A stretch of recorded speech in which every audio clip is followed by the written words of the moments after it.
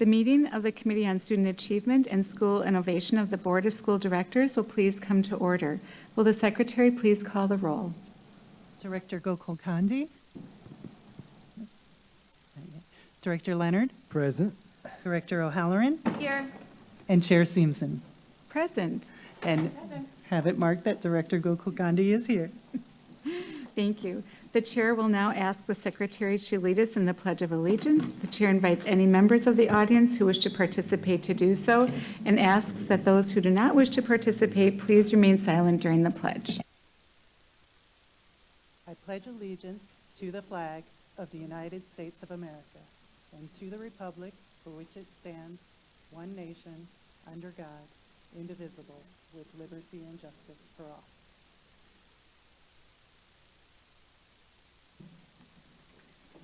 This meeting is being conducted in person from the Central Services Building. This meeting is also being broadcast via live stream on the MPS website and on the MPS YouTube stream, the links to which may be found on the MPS website on the broadcast page. Before we begin tonight's meeting, we have a short announcement regarding interpretation services for the Spanish-speaking members of our audience. Buenas tardes y bienvenidos a la Junta de la Mesa Directiva de las Escuelas Públicas de Milwaukee. Si desea escuchar esta reunión en español, por favor llame al 312-626-6799 e introduzca el número de reunión 832-0725-4267 seguido por el símbolo de número. Luego, introduzca el código 883149, seguido por el símbolo de número. Nuevamente, para escuchar esta reunión en español, llame al 312-626-6799 e introduzca el número de reunión 832-0725 4267, seguido por el símbolo de número. Luego, introduzca el código 883149, seguido por el símbolo de número. Buenas tardes. Chair Simpson, also let the record show that Director Zomber has joined the meeting. Yes, welcome, Director Zombor. For each of our items of business, we will hold a discussion and public hearing. If you wish to speak, please fill out a speaker's slip and bring it to our secretary, Dr. Owen Moore. We have no virtual speakers registered this evening. When you are called upon to speak, please state your name and spell your last name for the record. For the sake of fairness and to give everyone a chance to speak, the chair reserves the right to limit the length of time allowed to any one speaker. Written testimony will be accepted for transmittal to the board. Send this testimony to the Office of Board Governance, P.O. Box 2181, Milwaukee, Wisconsin, 53201-218, or fax to 414-475-8071, or email it to governance@milwaukee.k12.wi.us. Just as a reminder, Robert's Rules of Order dictates that all comments, questions, or requests should be directed to the chair of the committee. Speakers must only address the item on the agenda that has been called for public testimony, and the board members and administration will not be able to respond to questions while speakers are at the podium. For the safety of all and to ensure the good order of the meeting, harassment or intimidation tactics of any kind will not be tolerated. Anyone who engages in such harassing or intimidating words or actions will immediately be asked to cease. If such behavior continues, a recess will be called and the offending parties will be removed from the meeting. Anyone ejected from the meeting may continue to listen to the meeting or access the agenda items online. However, the individual will not be allowed to rejoin the meeting. Also, no one other than members of the board, designated staff, and those who have been invited to present or participate in items of business will be allowed on stage before, during, or after meetings of the board and its committees. Finally, for our listening audience, if you wish to access this evening's agenda items and attachments online, you may do so by visiting the meeting's agendas and minutes page on the MPS website. Now let's begin. Madam Secretary, item 1. Madam Chair, item 1 is action on a request to approve the instrumentality charter school contract with Academia de Lenguaje y Bellas Artes for Academia de Lenguaje y Bellas Artes. My Spanish is not good. The recommendation is that the board approve the instrumentality charter school contract with Academia de Lenguaje y Bellas Artes for Academia de Lenguaje y Bellas Artes to begin with the 2024-2025 school year and end on the last regularly scheduled day of the 2028-2029 school year. Would the administration please present this item? Chair Simpson, members of the committee, Eduardo Galvan, interim superintendent. The administration requests your approval of this item regarding the contract with ALBA Charter School. Bridget Schock is with me to share an outline of the information and the documents attached. Thank you. Bridget. Thank you, Mr. Galvan. Chair Simpson, members of the committee, Bridget Schock, the Director of Contracted School Services. The request is to approve the 5-year contract for ALBA, and it's the final step in the renewal process. ALBA's mission is founded on the conviction that bilingual students can reach their full potential academically in English and Spanish when challenged with rigorous curriculum that develops critical thinking, problem solving, and creativity through the integration of fine arts. ALBA students will develop self-confidence and self-worth as their Hispanic cultural identity is both recognized and valued through the curriculum as they prepare to be internationally minded lifelong learners. Parents are a vital partner in this mission. On August 2nd, ALBA's governing board voted to become administratively led. This governing body is an independent legal entity from the charter school, and according to state statute, staff from the school cannot serve as voting members on this board. As aligned to its mission, ALBA values partners as vital partners. The governing body is formed by majority parents and some community partners.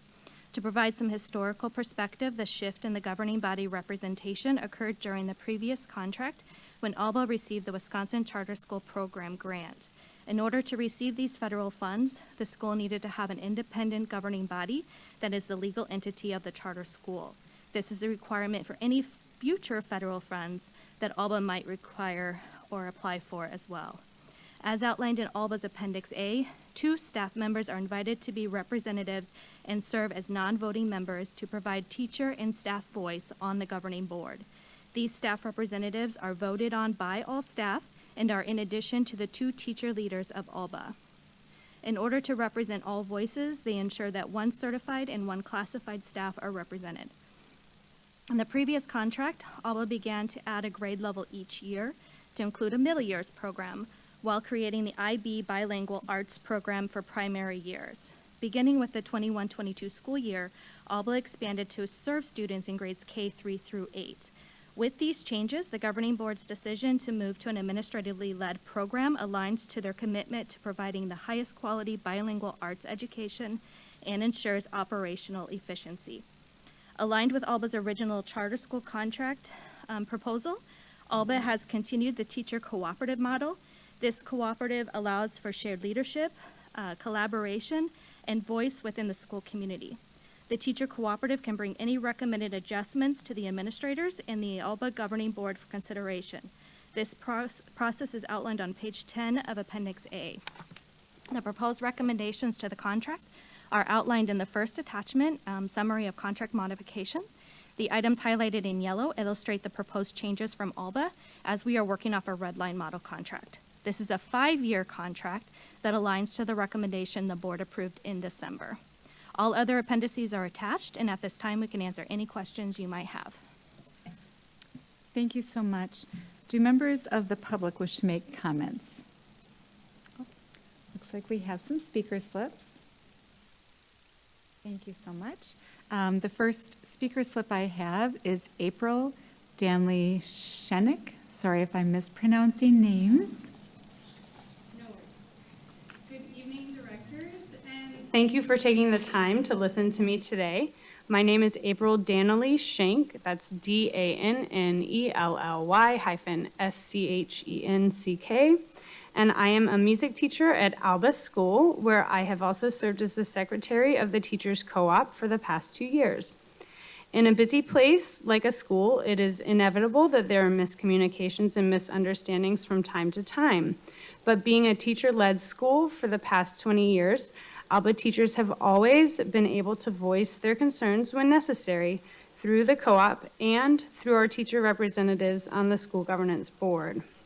With this new charter changing us to being an administration-led school, teachers need to be able to keep a line of consistent communication open with the school governance board, which in the words of the charter is in charge of the charter school, assists in the day-to-day operations of the school, and determines major school policies by consensus.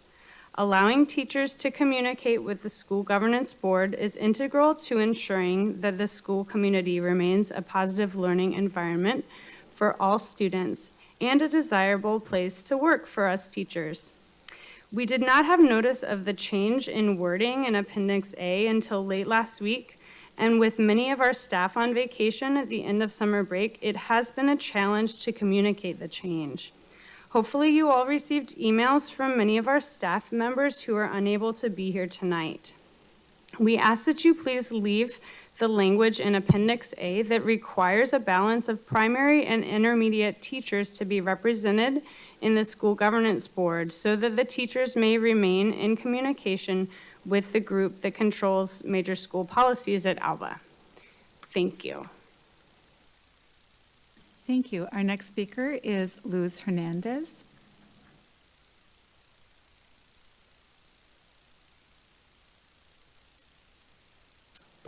Good evening to all of you. Luz Hernandez, Hernandez. I am a bilingual elementary teacher, serving MPS for 29 years, and also the vice president of the Milwaukee Teachers Education Association. Every school in MPS has school councils in place that guarantee staff voice in the decision-making process of that school. As an MPS instrumentality charter school, you would think Alba would have that same opportunity. Instead, it has come to light that a last-minute mention of a federal grant of which Alba is in its last year of implementation has surfaced, which took away the right of staff members to vote on the school governance board. There is no voice or shared leadership. Administration is being dishonest with this board. In speaking with staff members at Alba, they had no knowledge of this federal grant. Multiple decisions about the school, including rewriting the appendix, removing language that ensures staff voice, and changing the leadership structure, were sent without any notification and participation from the staff. They demand that teacher voice be placed back into the governance originally placed in Appendix A, which would put back a balance of primary and intermediate teacher representation on the school governance board. Another demand is that the charter renewal be changed from a 3-year charter renewal to a 1-year charter renewal so that language in the charter can be revisited when the federal grant, keeping staff voices suppressed, expires at the end of this upcoming school year. Thank you. Our next speaker is Brenda Martinez.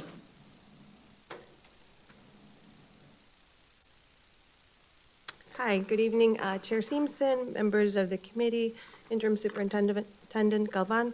I'm Brenda Martinez, co-founder and lead teacher of Alba School, and I wanted to just start by saying thank you to the school board and to the administration for believing in the 4 of us who first started our school 21 years ago. Thank you for believing in our educational program, in the passion, and in our commitment to providing a different type of school experience for our Latino students on the near south side in Milwaukee Public Schools. In the 20 years that Alba has been a charter school, we have created quite a disruption in this building and in the district through the autonomy afforded in our charter, in that contract that allows us to do school differently. Alba, while disrupting the normal operations of this district and everything from the school calendar to transportation to scheduled programming on Infinite Campus, having a different bilingual program, using different curriculum, having a different type of school administration, becoming an IB school, doing Tier 1 school-wide instrumental lessons for kids earlier than 6th grade. We still continue to exceed the district achievement in attendance, in mobility, in stability rates, and in standardized testing. Alba is one of the few schools in the district to not be identified in ESSA as a school in needs of improvement, and we continually exceed expectations on the state DPI school report card. And that's because of the flexibility and autonomy that's afforded to us through the charter contract. So we began 21 years ago with 120 students, and our hope was just to become the bilingual version of Elm Creative Arts School. That's what we wanted, a bilingual fine arts school where our kids who spoke Spanish could have an enriched program like that. It was out of what today now we call it an equity mindset. We didn't think of that 20 years ago. We just thought we were looking at the advantages that our kids bring to the table instead of seeing them as disadvantages. And we created a school where language, culture, the arts, and parental involvement are respected, appreciated, and enhanced. And today, we continue this work of disrupting the status quo to provide equitable opportunities for our students. This year so far, with an enrollment of 625 kids, and we are proudly the only K-12 school in the state designated by the White House as a bright spot in Hispanic education. Presently, we're the only authorized IB primary years program in the state, and we are in candidacy for the middle years program as well. Again, disrupting what's happening in education in the district. The work is hard and challenging, but our Alba staff is hardworking and dedicated to seeing our students not only succeed academically, but flourish in life. I ask that you support the new contract for 5 years so that Alba can continue to exceed expectations and provide an exceptional educational experience for students and families. In gratitude, thank you. Thank you. Are there any more speaker slips that were submitted? No? Okay. Moving on then, do committee members wish to make comments or ask questions? Director O'Halloran. Thank you. I had sent in a question on Tuesday, I think, about the specific verbiage that is in question in Appendix A. I know you administration referenced page 10, but I think it's that first paragraph, maybe page 3, where the strike through the specific line is that representative of the school faculty with a balance of primary and intermediate teachers, parents, and community partners. I think that's the verbiage in question, and I asked, is it possible to use the standard verbiage for the section instead? And if not, can you explain it? The response I did get back from administration referenced Wisconsin State Law 118.40.4 parenthesis AG, stating that this is followed by the governance board. I looked that up, and I'm not sure.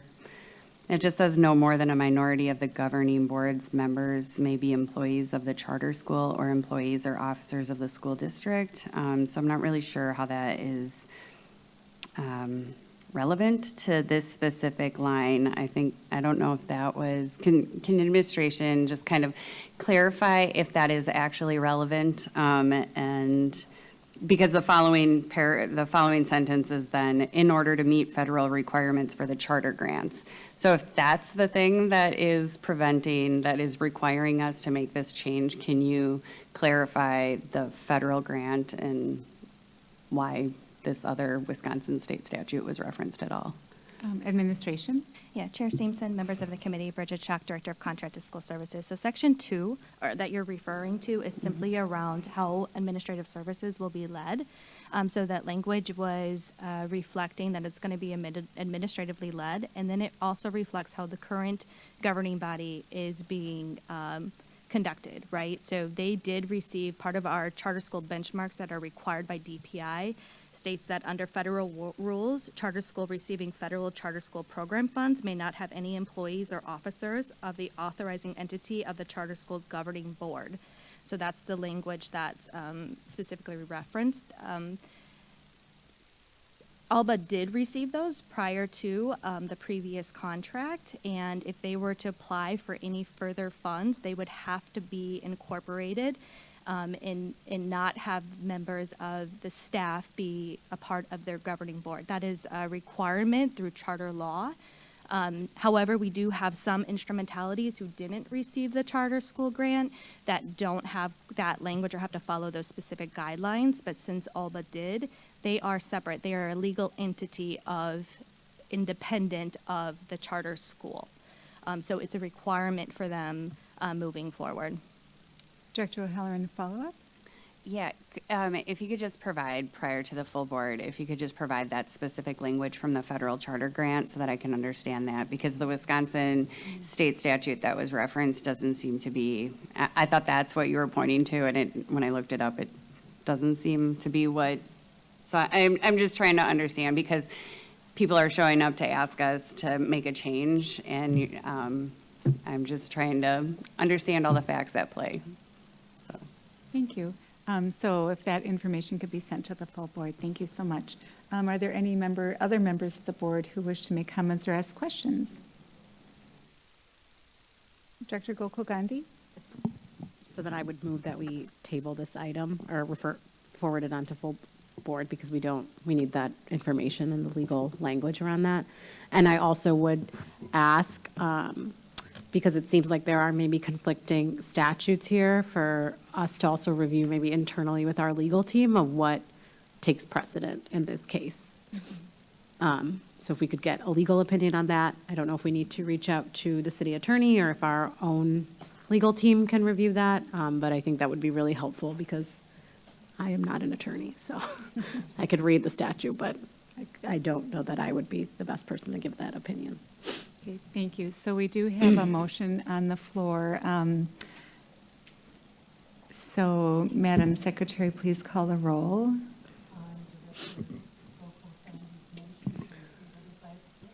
I guess On to forward Director without Gokul. recommendation. Sorry, it is actually to forward it to the full board without recommendation. Okay, on Director Apologies. Gokul Kandi's recommendation to forward it on to the full board without recommendation.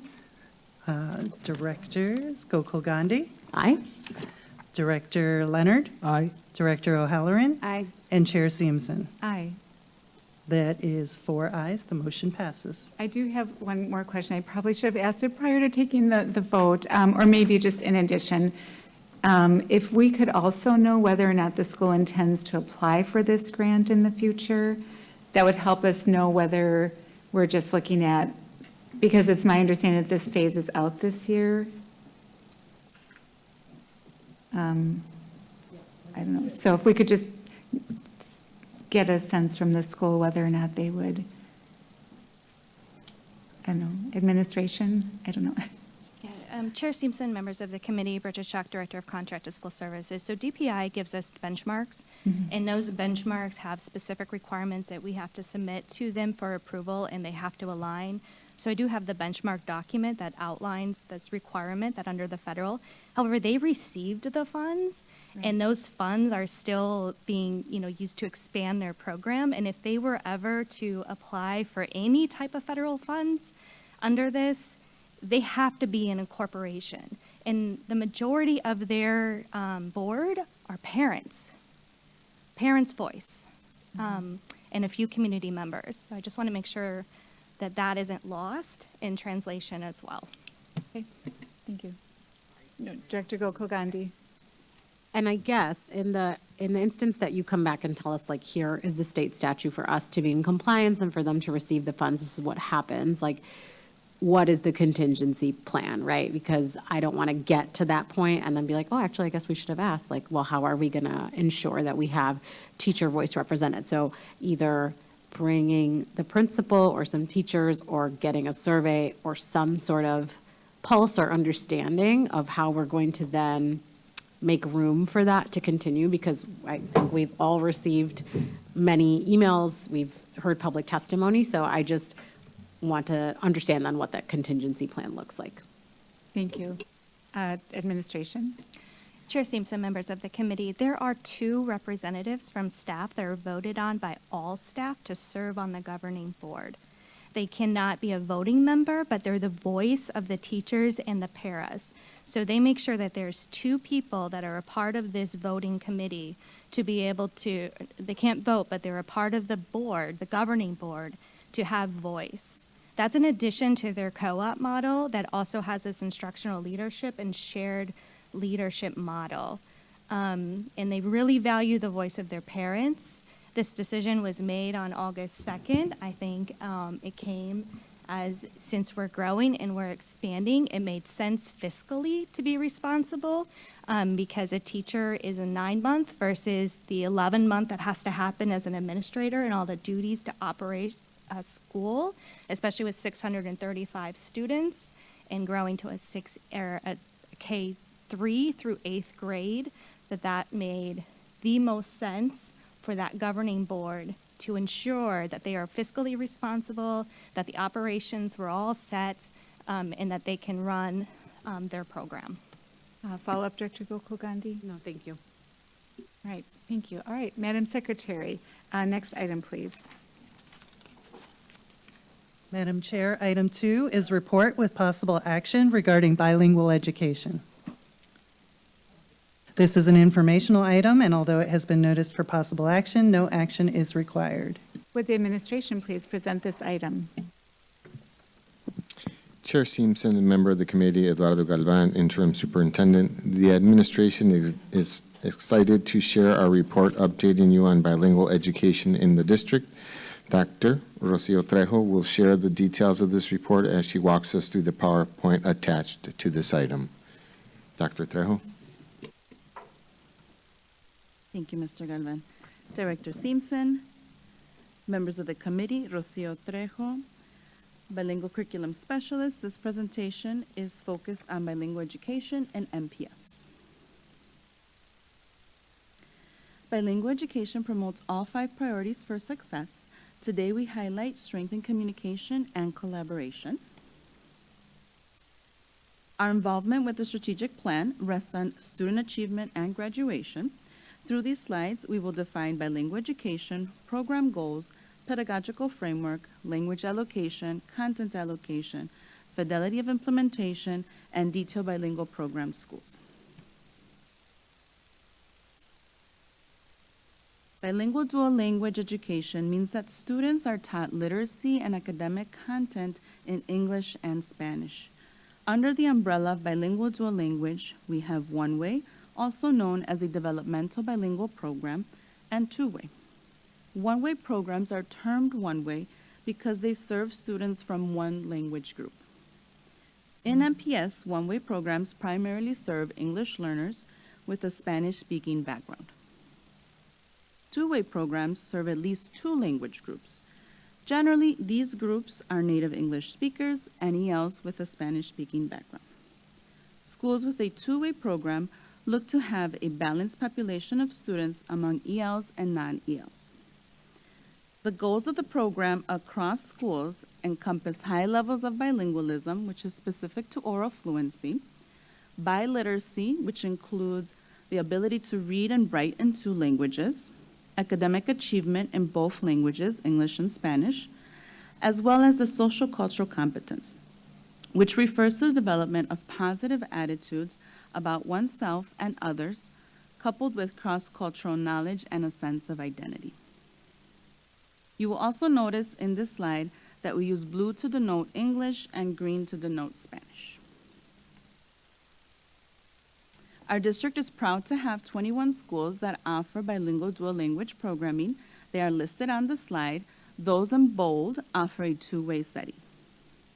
In order to promote linguistic and academic achievement, as stated in the goals of the program, MPS makes use of the biliteracy unit framework. The biliteracy unit framework is composed of 3 major sections: the heavy lifting, the bridge with contrastive analysis, and the extension. All sections include the application of oracy building strategies to support oral language development. These strategies serve to build academic vocabulary, provide access to content, make text comprehensible, lay the foundation for literacy, encourage student engagement, and activate background knowledge. The heavy lifting refers to the bulk of the unit, including the summative assessment, which takes place in 1 language, as outlined in the content and language allocation plan coming up in 2 slides, and is why we say primary language of instruction. After the summative assessment, we see the bridge in yellow. This is when students are guided to compare and contrast their languages side by side, noting similarities and differences in sound, spelling, grammar, and language use. This process helps students transfer or sync concept skills and vocabulary they have learned in one language to or with the other. The extension provides students with meaningful opportunities to practice the newly learned academic vocabulary, concepts, and skills in the partner language. It is important to note that the extension is not a translation of previous work. The image here shows an example of a unit with a heavy lifting in English. Students also experience units with a heavy lifting in Spanish.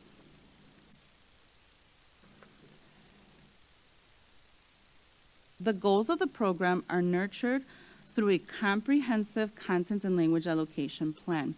First, we share the language allocation, which follows a 90-10 model, cited by Thomas and Collier as being more effective than a 50-50 model. When reading this table from left to right, we see grade level specifications for the language of instruction. For example, in 5-year-old kindergarten, students in the bilingual program receive 90% of their daily instruction in Spanish and 10% in English. In 1st grade, daily instruction in Spanish is at 80% and daily instruction in English is at 20%. The percentage of instruction in English continues to increase every year, as shown in the table, until students reach 4th grade. From 4th through 12th grade, instruction in each language is assigned to 50%. Additionally, we have specified minutes of daily instruction in each language by grade level. Designated courses are on the next slide. This way, students have consistent daily exposure to each language. These time allocations align to state and district expectations. The content allocation designates a primary language of instruction to each content area by grade level. The last 2 columns of this table show the content areas that are taught in each language. For example, in K-5 through 5th grade, we see that science and mathematics are in green. This means that Spanish is the primary language of instruction in the area of science and mathematics at these grade levels. Then in grades 6 through 8, science and mathematics are in blue, which means they are primarily taught in English. This gives students the opportunity to learn content in each language throughout their educational career in MPS.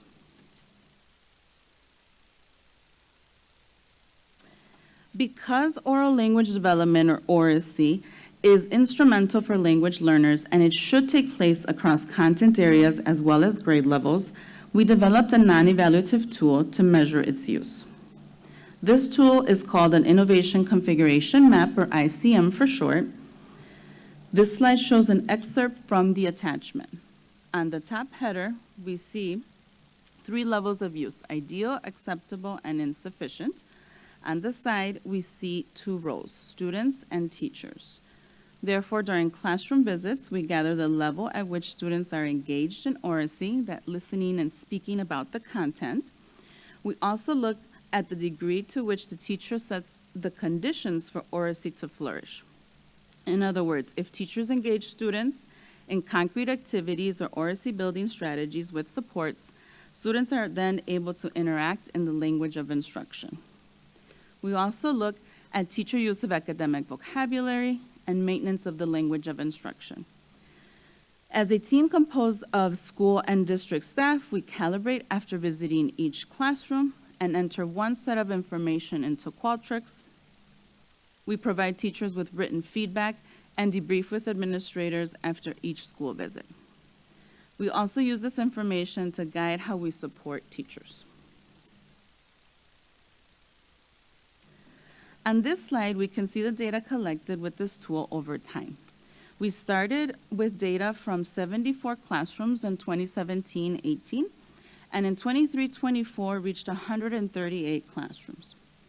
Areas highlighted in green have shown growth overall and are currently above 80% at ideal or acceptable use. Those highlighted in tan have fluctuated. Finally, the area highlighted in red is stagnant. Student oracy is the hardest to get to. This involves changing teacher practice, which takes time. We were moving up until 2018-19. Then the pandemic happened and we saw a decline. Therefore, we will continue to provide professional development and ready-made resources for teachers in this area.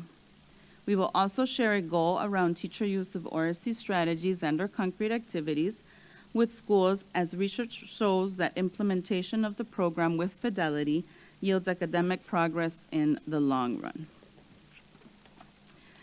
Thank you so much for your engagement throughout this presentation. I'm happy to answer any questions. Thank you very much. Do any members of the public wish to make comments? We have no speaker slips. Do committee members wish to make comments or ask questions? Seeing none, thank you very much for the presentation. Very informative. Madam Secretary, next item, please. Madam Chair, item 3 is report with possible action on access for ELLs and Spring Star results. This is an informational item, and although it has been noticed for possible action, no action is required. Would administration please present this item? Chair Simpson, members of the committee, Eduardo Galvan, interim superintendent. The administration will share the access for ELLs, and Spring Star data with you. I am joined by Jill Waltersdorf and Bob Latterman, who will present that information, and they will use a PowerPoint, and then they will answer any questions that you may have. Thank you. Thank you. Good evening, Chair Sampson, members of the committee, Bob Latterman, Assessment Specialist. Tonight, we will be reviewing the results from 2 separate sets of assessments data that were finalized and available from the 2023-24 school year. Access for ELLs and STAR Universal Screening. With regards to the 5 priorities of success, the presentation is focused on our ability to increase academic achievement and accountability.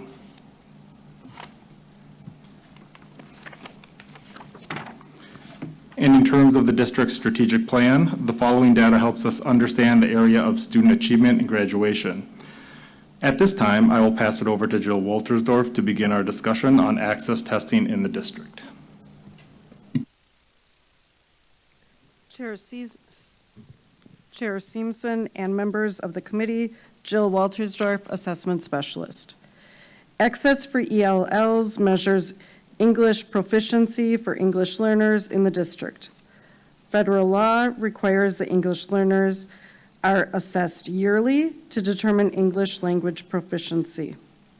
Students will continue to take the access test yearly until they receive a level 5, which means they are proficient in English language acquisition. This data is a snapshot of EL data from the 23-24 school year. English proficiency levels are displayed on a scale from 1 to 6. Students stop taking the access test once they reach a level 5, which is English proficient. Students progress through the proficiency levels but can skip a level. The graph illustrates that we have a larger percentage of students in levels 1 through 3. Level 3 indicates students' English proficiency skills are developing. This table indicates how students are progressing to become English proficient.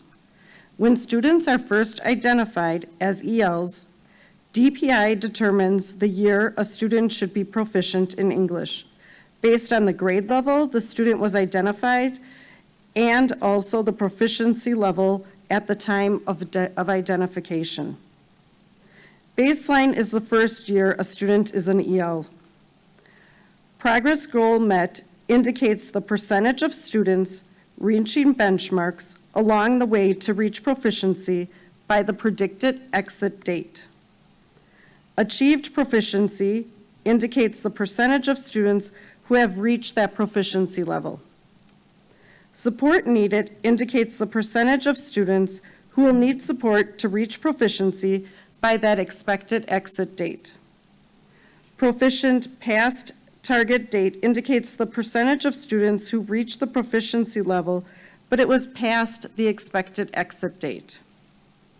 Not enough data indicates the percentage of students who missed an access test administration, which results in not having enough data to predict goals. Some reasons that students miss an access administration are that the student could have been absent during the testing window. Another reason is that the student could have left the district and did not take the access test while they were attending a school outside the district. The student who left the district is now back in the district, which would indicate that there's not enough data to assign a progress level for that student. The assessment team analyzed the access data in collaboration with multiple departments to guide programming and supports for EL students. Now we will transition to the STAR Spring data.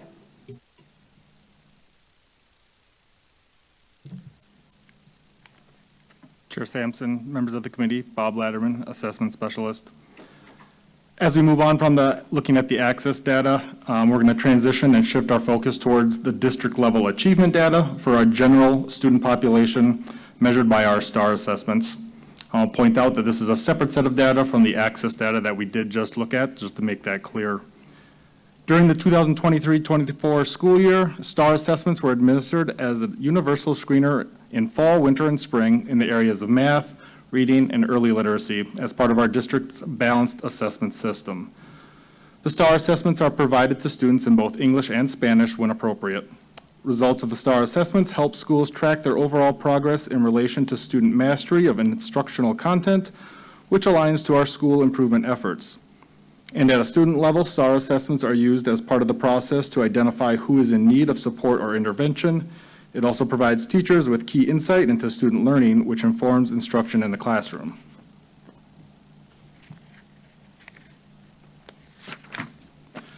STAR data can be analyzed in a number of ways, but our primary focus at a district level is to use it as a predictive tool for academic proficiency.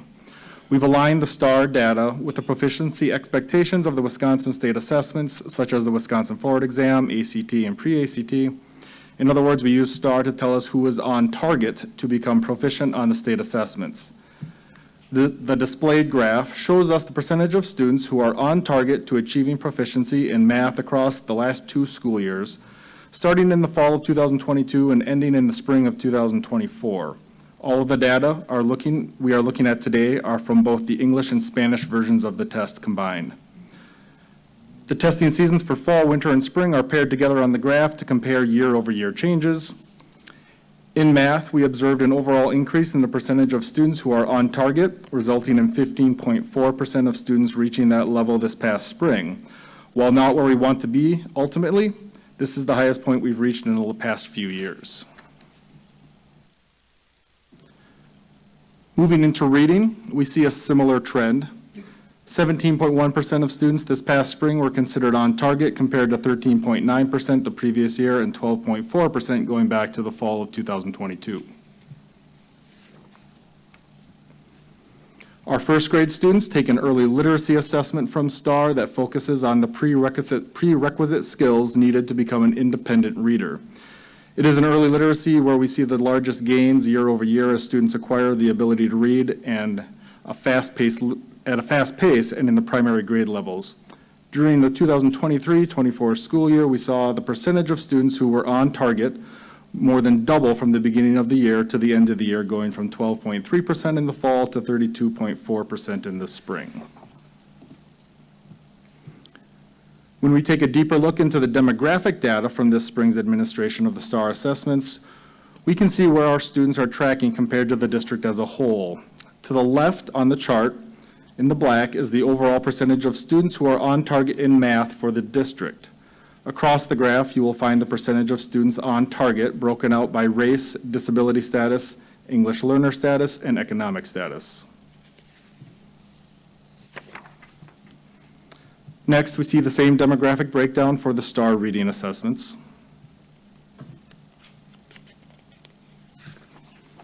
And finally, we have the STAR early literacy assessments taken by our first grade students.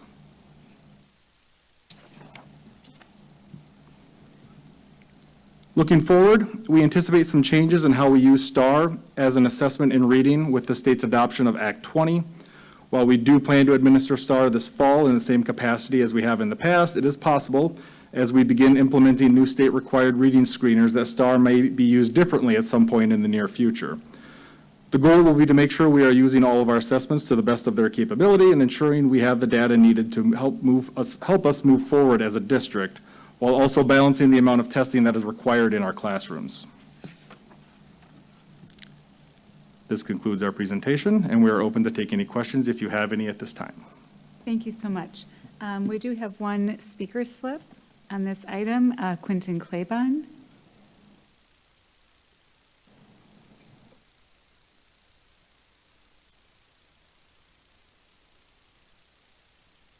Hi, Quentin Claybon, Klabon. The results seem like great news. The numbers here look a little different from what was printed in the budget, but I hope that the staff is very happy that there's real progress made, even if scores still lag behind the pandemic. I have one question and one request. For my question, I wondered if the specialists could describe what created that good news and if they could proactively bring that up in the future. Is it that early grades who are not in school during the pandemic are entering as normal? Or is it that the students in later grades are actually continuing to recover? Either is great news. If it's something else, that's also great news. For my request, as was mentioned, whether it's AIMSweb or STAR or whatever is used, I would ask that you use that as your guide going forward instead of the forward exam. As you probably are aware, the Department of Public Instruction redid the forward exam for reading and mathematics last year. It had new sections, 4-digit scores instead of 3-digit, and new names for the scoring levels that, in my opinion, confuse parents and decrease the urgency to help students. They are in no way able to be compared to previous year's scores, which is unfortunate. The worst thing is something you may have heard already. When DPI and select teaching staff set score standards this June, they made the scoring way, way easier. You likely already know how many fewer students scored in the minimal or no test categories compared to 2023, and how many more are scoring proficient or advanced. Rumors are that there is similar inflation in Milwaukee charter and voucher schools. As an example, Green Bay said in their board meeting this week that they have 13% fewer students scoring in the lowest category compared to 2023. I say that not because tests should grade hard for their sake of it, but because the forward exam was literally the most accurate test in the nation when compared to the national NAEP test. According to NAEP, it perfectly matched national standards for proficiency and provided a way to compare districts like Milwaukee and states like Wisconsin to others, and it's now likely completely misaligned. So for the sake of students, please use the screeners that they mentioned or the NAEP scores as your guide going forward, unless DPI readjusts those standards. Thank you. Thank you. Do any members of the committee wish to make comments or ask questions? Director Gokul Gandhi. Thank you for this, and I'm glad to see some progress. But I will say, to Mr. Claybon's point, I have said this before, and I'm going to say it again. Our presentations lack analysis. And again, like, if you weren't here, I could have read this and gotten what you said to me. And I want to know what is, to his point, what's happening in our schools? Why are we seeing progress? You know, what are we doing differently than we did last year? What's the plan for this year for us to do more of that? I just continually feel like our presentations need more analysis, more commentary on what's happening in our buildings, because we have to get past the data. This is why we don't break through in the news cycles of what we're doing really well. And it's not about that, right? It's about kids. But again, then the message gets co-opted and people continue to say that we're not doing anything, we're not supporting our students. Well, this data is like really like detailed. And again, you see one person in the audience, and like, I think part of that is that we just aren't really great at telling our story. And so I just continually will ask, and I'm going to do this every time now until our presentations get better, because I said it last time and here we are again. Like, we need to get better at telling our story, and our presentations need to do a better job of explaining how we're getting where we're going and what's going to sustain that progress. Thank you, Director Gokul Gandhi. I would second that. I know, Director Leonard, you had your hand raised. Yes, thank you. So I'm looking at page 7, and I look at that baseline of 20.3%. What is that representing? Those only 20.3% of our EL students are. I need explanation on that for sure. Administration?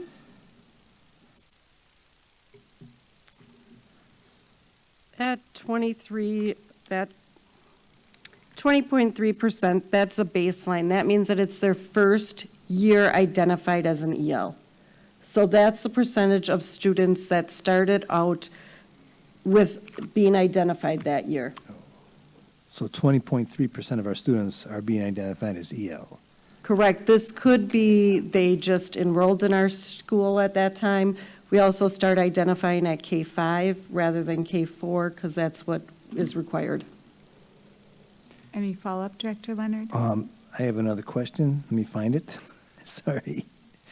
So I'm looking at page 9, I think. I hope I am. I might not be. Apologize for that.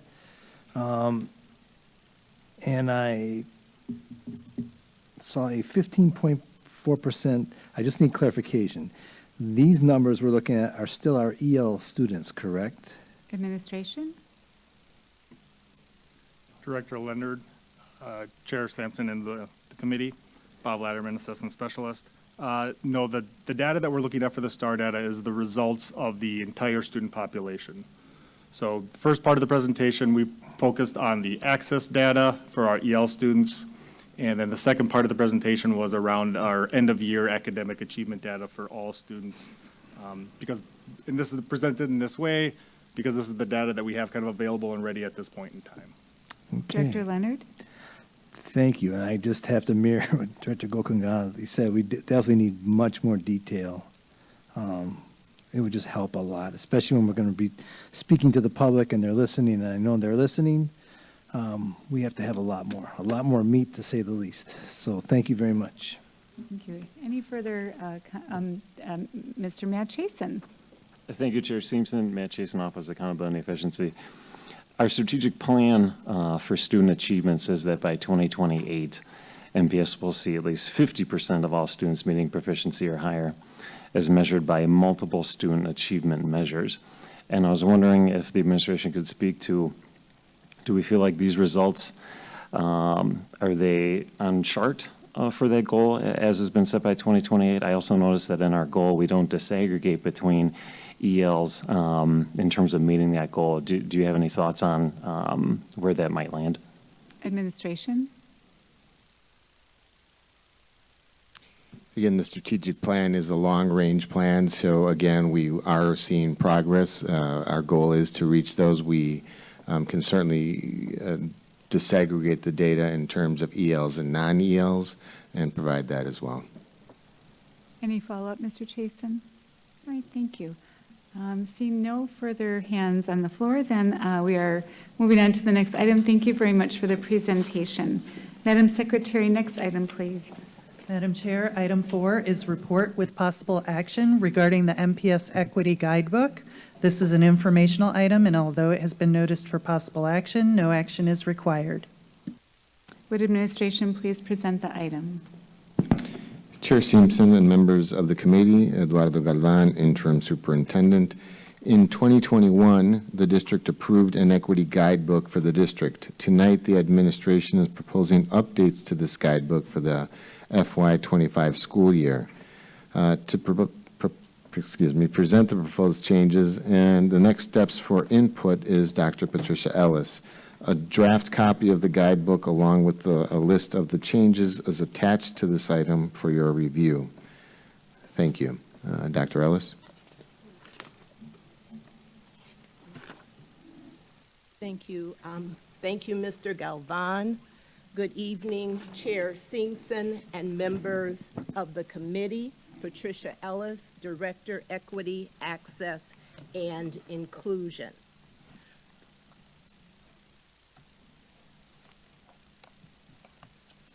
This evening's presentation will focus on information, resources, and/or updates that have been made to the 2024-2025 Equity Guidebook. The guidebook is being presented as a draft this evening to provide additional opportunities for interested individuals and/or departments to share suggestions and/or recently revised materials, links, etc., that will further enrich and enhance the variety of resources in the guidebook. The Equity Guidebook is aligned to the 5 priorities for success, and it is also aligned to the strategic plan, which is driving our mission.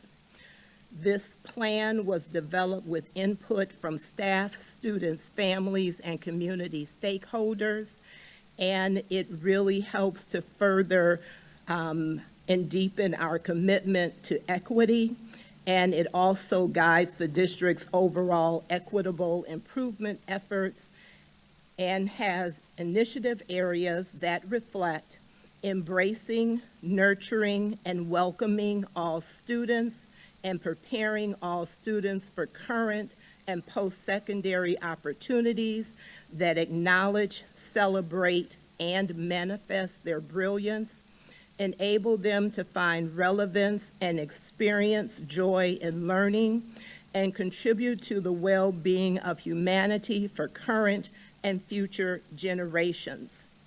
Recruiting, hiring, developing, supporting, inspiring, and retaining staff, enhancing budget planning, communications, school lunches, and returning to one school year calendar, in addition to right-sizing the district in ways that include, but are not limited to, equitable staffing, improving climate and culture, encouraging students to stay and return to MPS as employees, and the upkeep and beautification of our schools. A link to the strategic plan that includes timelines for implementation, measures for each initiative area, activities, and milestones, in addition to challenges being addressed, can be found on page 2 in the Equity Guidebook. This information can also be found by going to the strategic plan logo on the MPS home page.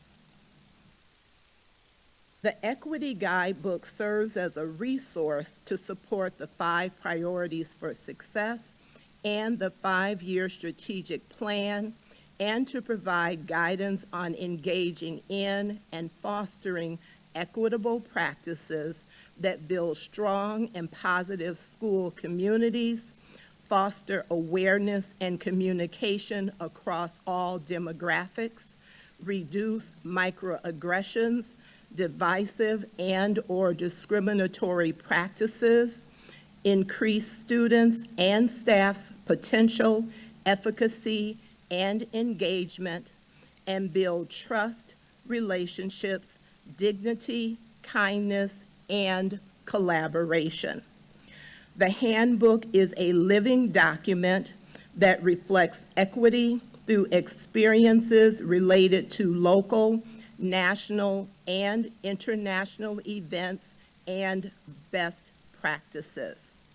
We extend deep appreciation and gratitude to all students, staff, and other stakeholders who have contributed to the initial development and continuous evolution of the guidebook to address diverse needs throughout the district. Because equity is a topic rooted in diverse factors such as lived experiences, perspectives, and world events, those who have made suggestions and contributions have done so with a desire to create a more unified, caring, and compassionate district and world for children, adolescents, and adults that values, respects, informs, uplifts, and inspires all to become their personal best within and beyond MPS as a part of humanity. The one-page summary listing topics and page numbers attached to this item reflects updates to the guidebook's resources. The Equity Guidebook is divided into 3 parts. Equity Goals, pages 10 to 25, includes the goal areas aligned to the 5 priorities for success, strategic plan, and the Equity Administrative Policy and Procedure 1.06. current state, progress toward the current state, and a timeline that has been aligned to the 5-year MPS strategic plan. Because the guidebook is just one of many ways that the district measures progress and/or challenges toward more equitable practices and outcomes, it is important to state that other equity measures include, but are not limited to, the 5-year strategic plan, state report card for the district and individual schools, state accountability measures such as STAR, ACT, Forward, School Improvement Plan, the Long Range Facilities Master Plan, and other equity efforts reflected throughout our schools and district. Part 2, appendices and resources, pages 21 through 92, are outlined in the table of contents. And Part 3, the glossary, pages 94 to 105. I will now highlight 2 areas of evidence on each slide related to the 5 equity goals. Equity in academics reveals that over the past 2 years, the district has earned the designation of meets expectations. Prior to that, we were designated as meets few expectations. Collaboration is continuing among Milwaukee Public Schools, the Department of Public Instruction, and Urban Schools Transformation to build and sustain professional learning communities from district offices to schools that will ultimately increase student achievement, climate and culture, and decrease disproportionality as we engage in more intentional ways to better meet the diverse needs of students and staff. Cultural and linguistic awareness and responsiveness efforts include acknowledging and being proactive in addressing the needs of classrooms within our districts as they become more diverse and reflective of a more global school district. Past and current efforts to ensure the needs of bilingual and English learners representing over 80 languages is helping to increase the numbers of students seeking opportunities to become and/or continue to be bilingual and/or multilingual. Such opportunities enable students to honor, foster, and sustain their linguistic diversity, as well as build bridges of awareness, understanding, and community in our more global society. Evidence also reflects ongoing progress toward building students' self-esteem, self-respect, and sense of efficacy through initiatives such as, but not limited to, Black and Latino male achievement, gender and identity inclusion, girls of color, and restorative practices that are intentionally focused on students that may feel marginalized and/or disenfranchised by providing them with spaces to support each other and give voice to their lived experiences and needs.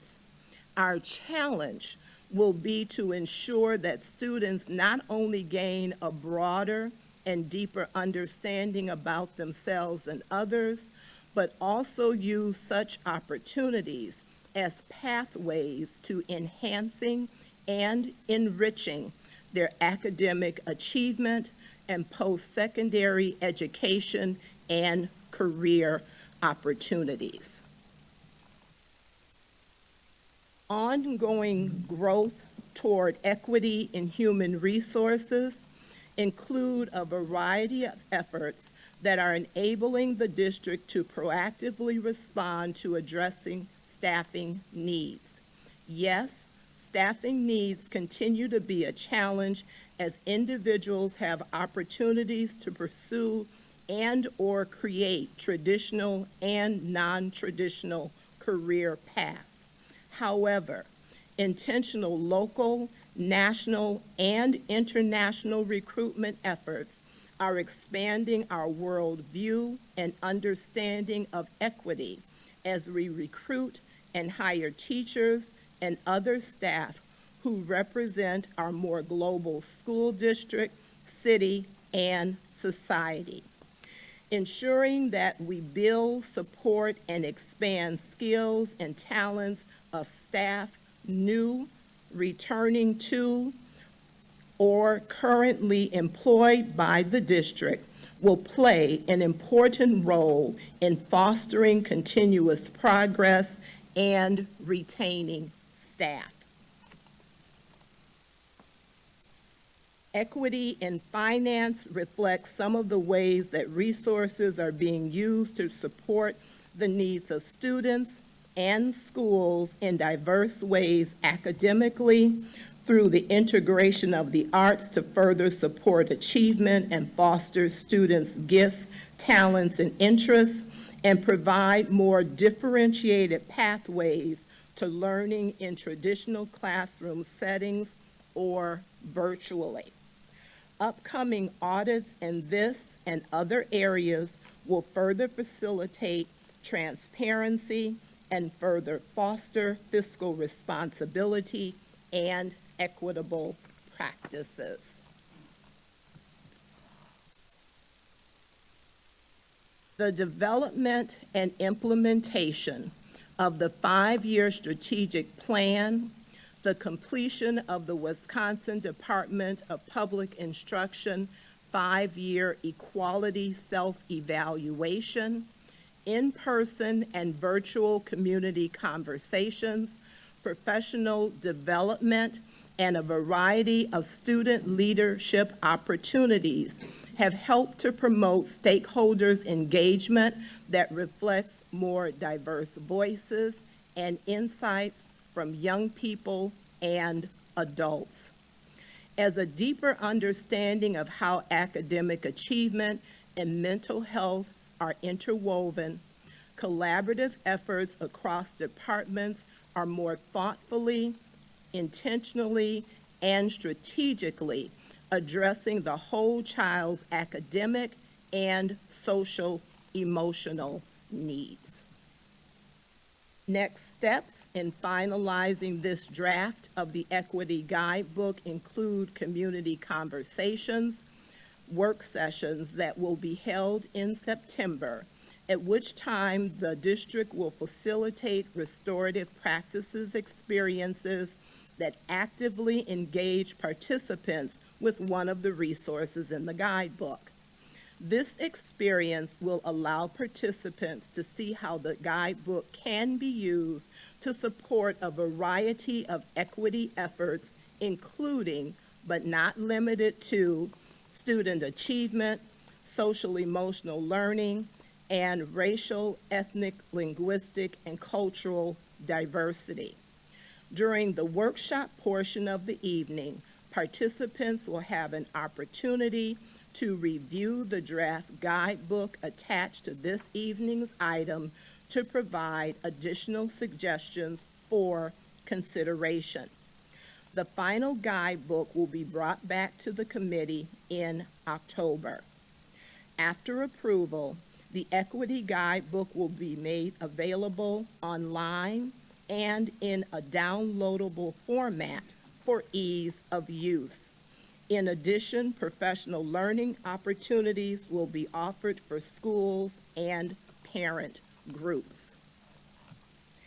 As we continue to weave all of the threads that build, nurture, and sustain diversity, equity, inclusion, and access throughout the district, driven by our mission, 5-year strategic plan, and 5 priorities for success, We do so knowing that this guidebook is one of many district-wide resources that support the implementation and advancement of equity work. The rich diversity of resources provides us with one of many ways to engage in practices that reflect these words by Mahatma Gandhi, who stated, "Our ability to reach unity in diversity will be the beauty and the test of our civilization." Thank you. At this time, we will be more than happy to answer any questions you may have regarding the Equity Guidebook. Thank you so much. Do members of the public wish to make any comments? Chair Simpson, there are no speaker slips on this item, and I'd also like to note that President Herndon has joined the meeting as well. Thank you. That was going to be my next comment. Welcome, President Herndon. Do committee members wish to make comments or ask questions? It's a tie. I'll start with Director Leonard this time. So just clarification, so in October, we will be receiving the copy of the finalized equity guidebook, and that will be available to the public as well, correct? Administration? Chair Simpson, members of the committee, yes, that is correct. Follow-up, Director Leonard? We're good. Okay. Director Gokul Gandhi. Okay, couple comments. So one, in the actual guidebook itself, we have administrative policy, equity goal, we have current state and desired state. So from what I've read today, most of these desired states don't have metrics attached to them. And I think that's a problem. And I've said that today already. I've said that last time we had SASI. I'm tired of saying it. Like, I am uncertain how we're supposed to track progress in this district if we don't say, here's the current state, here's where we'd like to go, and this is the benchmark for where we'd like to go. And I think I said this last time when we had this equity report come forward, so I'm disappointed to see that that was not reflected in here, because from what I remember, most of my colleagues agreed with me that we wanted those kind of metrics. So I would really like to see a reworking of this book to include what does it look like when we have a current state at this percent, and we are going to use these activities to get to this percent, because then we can actually evaluate if the activities that are getting us there are successful or not. And so that would be my number one request, is that we go back and we assign metrics to each one of these subheaders. That's number one. Okay. I'll give administration a minute to comment on that. Administration. Director Simpson, Chair Simpson, Director Golgandi, members of the committee, again, when this was developed in 2021, this was what was asked for. We understand that there needs to be revisions, and that is exactly why we are having those feedback sessions. Your point is well taken. Those will be taken into consideration, and that is the feedback that we will use. And when we bring that up, bring that back to you, it should be reflected in there. And prior to that, we hope to have input like that from you and from other members of the community. Thank you. Director Gokul Gandhi. Okay, and then again, with the presentations, not so much a list of activities, and even with the list of activities, like, what does any of this mean for us, right? So again, I said this last time, so let's just take goal number one. So implemented ambitious instruction accelerated learning, which was monitored through the comprehensive school improvement plan. Like, what does that mean for our kids? Like, what does that mean for our families? What does it mean for classroom-based activities? Did we implement ambitious instruction and scores went up? Did we implement ambitious instruction and attendance went up? So again, just like way more focus. This feels like an appendix slide to me, right? This is great information that I would want to know.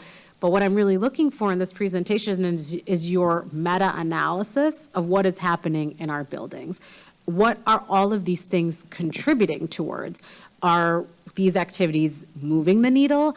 Are they not moving the needle? Do we need to stop, plan, do, and act based on these activities? It's just like there's 10 slides of activities, and I am uncertain on which ones make sense for us to continue to doing, which ones are resulting in extreme success. And so I'm just going to keep saying that our presentations need to get better. We need to have more analysis. We need to have more of a meta understanding of why we're doing it. And also like a larger conversation around, like, we were asked to do this, but what does this mean for us? Like, philosophically, when we talk about equity at Milwaukee Public Schools, what do we mean? What is our end goal? What is like the destination we want to get to for our kids? And so I feel like that discussion is also missing from this guidebook is what does it look like? If we achieved equity tomorrow at MPS, what would that mean? Thank you. Thank you. Administration. Chair. Chair Simpson, members of the committee, thank you for that feedback.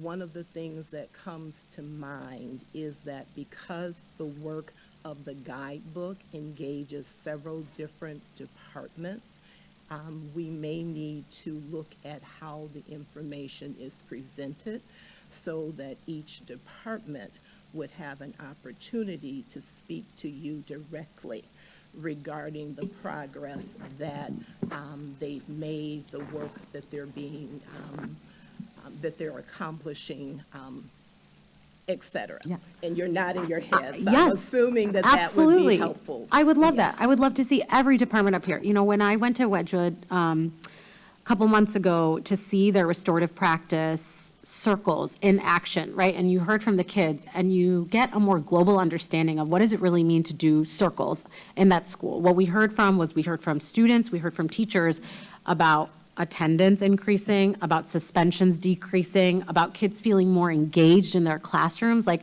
those are the things that we need to talk about here at this board meeting and what we need to hear, right? Like, we can all read this on our own. What I want to know is, how do we bring this story to life and how are we moving the needle? And so I really love that, Dr. Ellis. If we can get more people to present, if we can get students to come and present on what equity looks like in practice, I think that would be a really great first step. Yeah, and I do believe that we have asked for that at the SASI committee to have those groups come individually to present to us and to loop that back to the work that is laid out in the equity guidebook would be really fabulous. Because, otherwise it's just a list and it doesn't have any context. So that would be helpful. I know Director Herndon, you had your hand raised, I believe. Yes, I did. Thank you very much. I had highlighted the information on mental health services and wondering what successes we may have been having with mental health.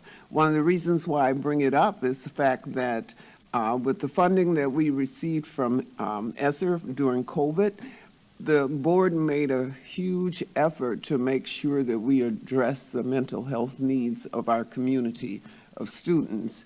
But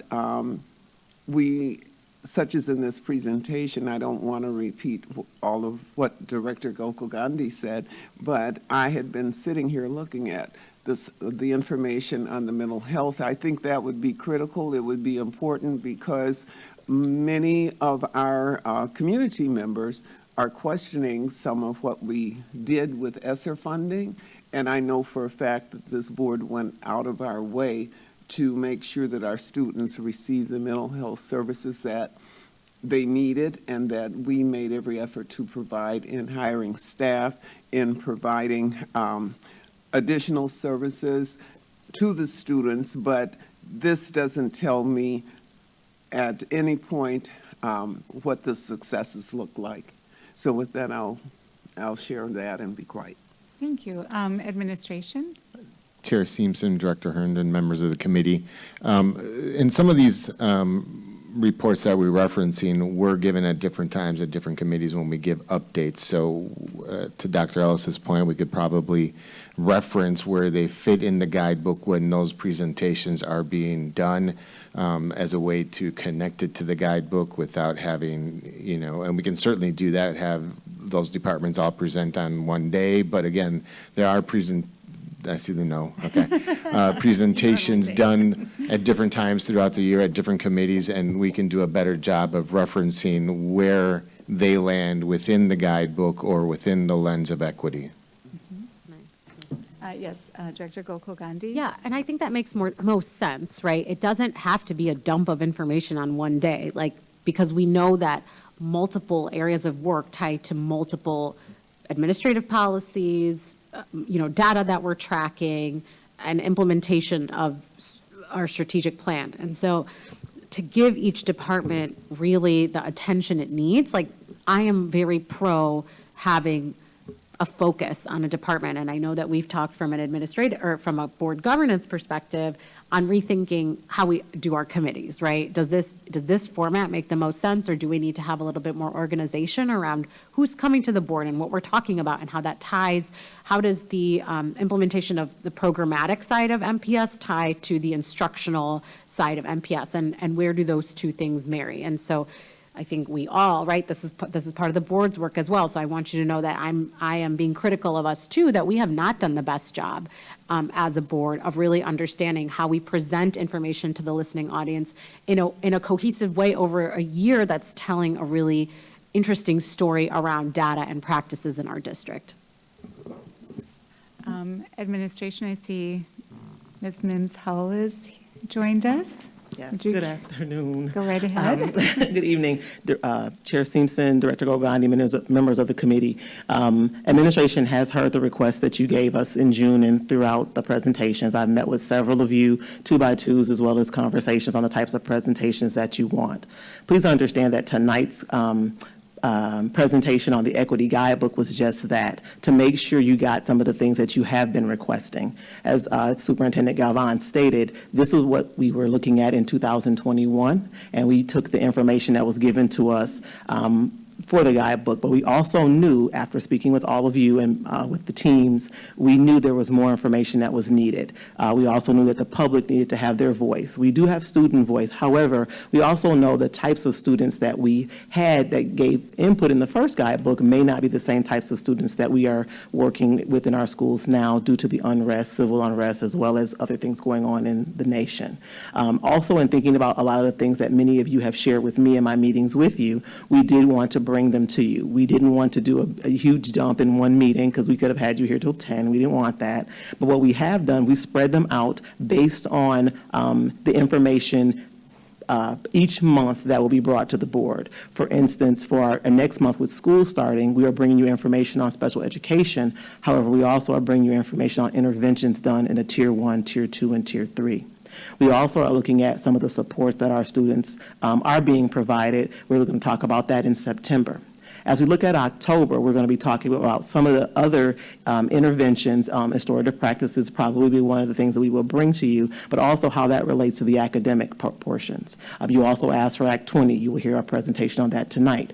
Now, please understand that our presentations aren't totally comprehensive for you, but they are to do similar to some of the things that you had. Make us think about what more you want to hear, what more you want us to bring to you. We're bringing you global information, and please understand some of the reports that we do, we have to provide because that's what school districts have to do based on the different times of the year as DPI regulates those. But we are open to hearing about other topics that you want. We do have students coming to speak to you next month regarding our, regarding our internships, our apprenticeships, as well as our student school-based programs. We're going to have students come and speak to you from our superintendent council, but also students who have volunteered to share information about the curriculum that they've been working on in their schools, as well as special projects. So we have heard everything that you've said, and we take everything that you say, and we try to incorporate it. And we do appreciate the feedback that you give us, but we will continue to make them better as we listen to your comments. Thank you. Thank you so much. Director Gokul Gandhi. Yes, and I so appreciate that. And I think to me, it's not about that there's not content, because every time I come to a meeting, I am receiving a lot of content. But my thing is, what is the analysis of that content? What are you on that side of the house as subject matter experts seeing in terms of trends, in terms of analysis, in terms of information of the levers that are moving within the district that I necessarily wouldn't be able to see because I don't spend every single day or moment in a classroom or at central office thinking about that. So I hear you and I'm appreciative of all the information you give us all the time. My thing is, what wouldn't I know as an SME sitting on that side of the table as it relates to all the levers that we think of in our strategic plan, all the levers that we think of in terms of math, reading, and, you know, ELA in our schools. So I think that's what I'm asking for, is just what wouldn't I or the listening public know in terms of current state and future state as it relates to the educational mechanisms happening in our buildings? Thank you so much. So looking forward for all of that to come in the future, all of it. Any further comments by members of the board? All right, seeing no hands, thank you very much for the report. Thank you for the robust conversation. It helps us all move forward in a positive, constructive way. Madam Secretary, next item, please. Madam Chair, item 5 is overview with possible action on 2023 Wisconsin Act 20. This is an informational item, and although it has been noticed for possible action, no action is required. Would administration please present this item? Chair Simpson, members of the committee, Eduardo Galvan, interim superintendent. The administration is providing you an overview of Wisconsin's Act 20 requirements beginning with the FY25 school year. To walk us through this overview, we have Dr. Tanya Evans and Mr. Latterman. Thank you. Dr. Evans.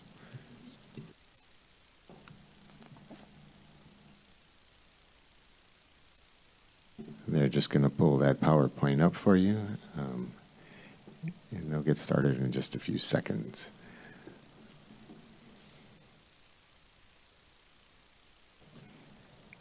All righty, thank you.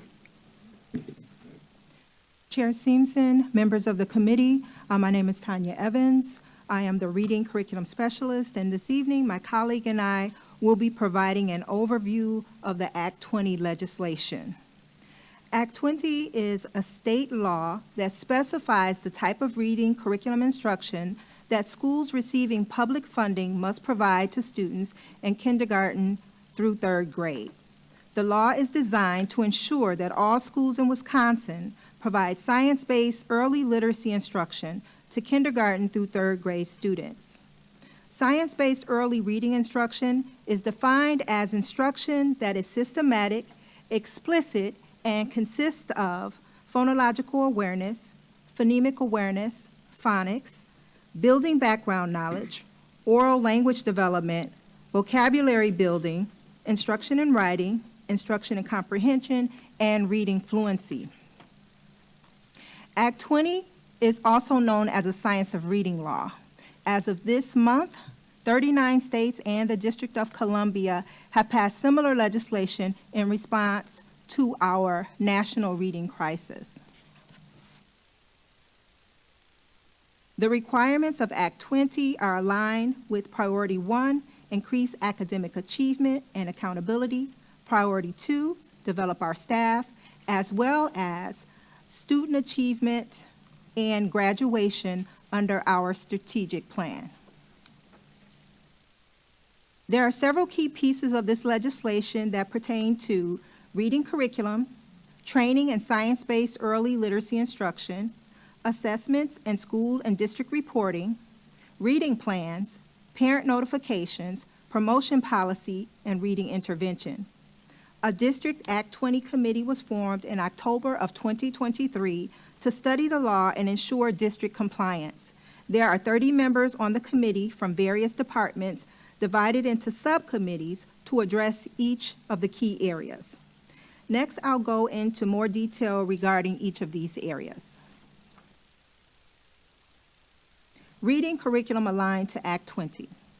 Act 20 prohibits the use of any reading curriculum that includes 3Qing as a method of teaching reading and language arts. 3Qing instruction is defined as any model of teaching a student to read based on meaning, so asking a student, does that word make sense? Structure and syntax, asking, does that sound right? And visual cues or memory, does it look right? Often referred to as MSV. This prohibition applies when the instructional goal is for the learner to solve unknown words. When prompting a learner for word solving, educators should first and foremost be prompting for phonics. Although the state Act 20 Early Literacy Curriculum Council selected only 4 reading curriculum programs that were approved by the Joint Finance Committee on March 11, 2024 for possible reimbursement, the district's current reading curriculum materials, Into Reading by Houghton Mifflin Harcourt, has all the components required to provide science-based early reading instruction and was therefore approved by the Wisconsin Department of Public Instruction. Training and science-based early literacy instruction. By July 1st, 2025, all individuals employed as kindergarten through 3rd grade teachers, including reading teachers, special education teachers, and teachers of multilingual learners, will need to begin receiving specific professional development training and science-based reading instruction. To meet this professional development requirement, Milwaukee Public Schools has chosen Language Essentials for Teachers of Reading and Spelling, or LETTERS. LETTERS is neither a curriculum nor is it aligned to a specific curriculum. LETTERS is professional development training designed to teach educators how to build students' literacy skills and science-based reading instruction. These training sessions will be held for teachers on non-student attendance district PD days beginning on September 27th. In addition, all principals of schools that offer K-5 through 3rd grade, as well as the district reading curriculum specialist, myself, are required to complete training in science-based reading instruction. School leaders will receive LETTERS training for administrators. Their training sessions will take place each month at the Principal Leadership Institute and will be completed in April of 2025. School leaders had a kickoff meeting at the May 1st Principal Leadership Institute, and their first training session was on June 18th. The next training will be held on August 20th, and 5 additional sessions are scheduled to take place at monthly PLI meetings through April. The next key component under this legislation is assessment, and I'm going to turn it over to my colleague, Robert Latterman. Chair Scienceman and members of the committee, Bob Latterman, Assessment Specialist. In mid-July, Pearson Ames Web Plus was selected by the Department of Public Instruction as the single statewide reading readiness screener, and it will be administered to students in K-4 through 3rd grade beginning in the 2024-25 school year. Act 20 requires that assessments be administered twice per year to students enrolled in K-4 programs and 3 times per year to students enrolled in K-5 through 3rd grade. Ames Web Plus includes assessments in both English and Spanish, allowing flexibility in meeting Act 20 requirements in other languages when appropriate. Act 20 also states that any child who scores below the 25th percentile on the statewide reading readiness screener must be administered a diagnostic reading assessment within 10 days. DPI has published a list of diagnostic assessments that meet the statutory requirements of Act 20, which includes iReady by Curriculum Associates, STAR from Renaissance Learning, which are both tools that we currently utilize in the district in some capacity, as well as Ames Web, which is provided by the state. MPS is currently evaluating each of these tools to determine what's the best course of action for combination of use within our programs for our students. In terms of timelines, an amendment to Act 20 was signed in March of 2024, which delays the fall administration of the screener in the upcoming school year to allow time for adequate training, which is going to be provided by DPI and Pearson. This means the first required administration of the assessments in K-5 through 3rd grade will be in the winter, with K-4 occurring this spring. With this in mind, we determined the best course of action for this fall is to administer the same screening assessments we've used in the past years as a way to maintain some continuity of practice in our schools and classrooms while continuing to prepare for implementation of Act 20 assessment requirements beginning later this winter.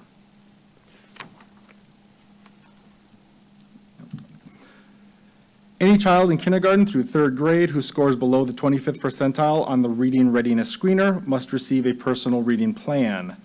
The plan is to include the student's skill deficits, goals, and benchmarks for the student's progress, how progress will be monitored, a description of interventions provided, the program used to provide reading instruction, strategies for parents to use at home, and any additional services available to accelerate the student's literacy development.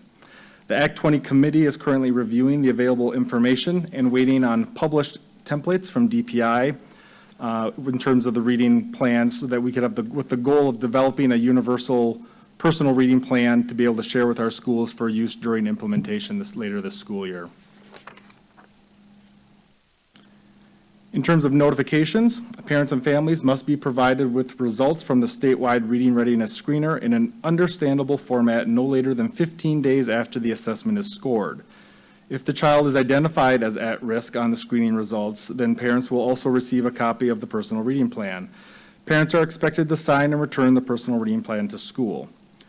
When a diagnostic assessment is administered based on the results of the statewide screener, parents will also receive notification of those results along with information pertaining to special education referrals and characteristics of dyslexia if a student is deemed to be at risk.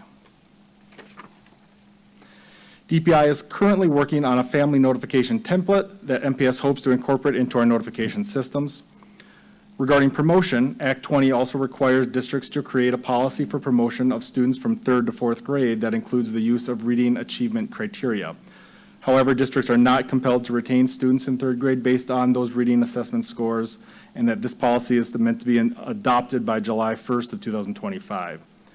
When a child is promoted to 4th grade without having completed their personal reading plan, parents must be notified in writing along with a description of the intensive reading interventions that child will receive to remediate any identified areas of deficiency. Act 20 also requires students to provide those reading interventions to K-5 through 3rd grade students identified as at risk on a universal screening assessment or the diagnostic assessment as a part of their personal reading plan. Additionally, students promoted to 4th grade without having exited their personal reading plan are expected to receive intensive instructional services based on that student's needs. Every summer, the district must provide an intensive summer reading program to students who have a personal reading plan in place in 3rd grade. The program is to be offered every summer until the student scores at grade level in reading. There are some good cause exemptions that do exist for the intensive intervention portion of Act 20 for students in grade 4 or above under certain circumstances related to limited English proficiency, IEP or 504 requirements, reading proficiency on alternate standardized assessments, or previous grade level retentions. With Act 20, there are specific data reporting requirements that MPS will submit to the Department of Public Instruction after the conclusion of the school year. For this school year, being the first year of Act 20, MPS is going to be asked to report the following by July 15th, 2025. The number of students identified as at risk on both the state screener and the district chosen diagnostic assessments, the number of students who receive reading interventions and personal reading plans, the number of students who exited reading interventions by the end of the school year, and the number of special education referrals made by students based on the results of the diagnostic reading assessment. DPI will be providing the mechanisms by which these data will be submitted. In the meantime, MPS is in development of trying to identify our internal data collection systems to make sure that we have everything in place by the end of the school year to be able to report that information. I hope this information has provided a clear understanding of the Act 20 expectations and our district's responsibilities. We welcome any questions you may have at this time. Thank you very much for that presentation. We do have one speaker slip, so I'd like to call up Quentin Claiborne.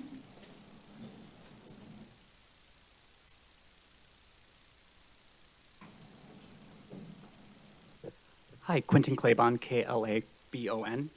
I am beyond grateful that you were talking about reading upgrades and Act 20 compliance for doing it a month earlier than you said, and for answering my questions from last time by email, which I hope you shared with the board. Thank you so much.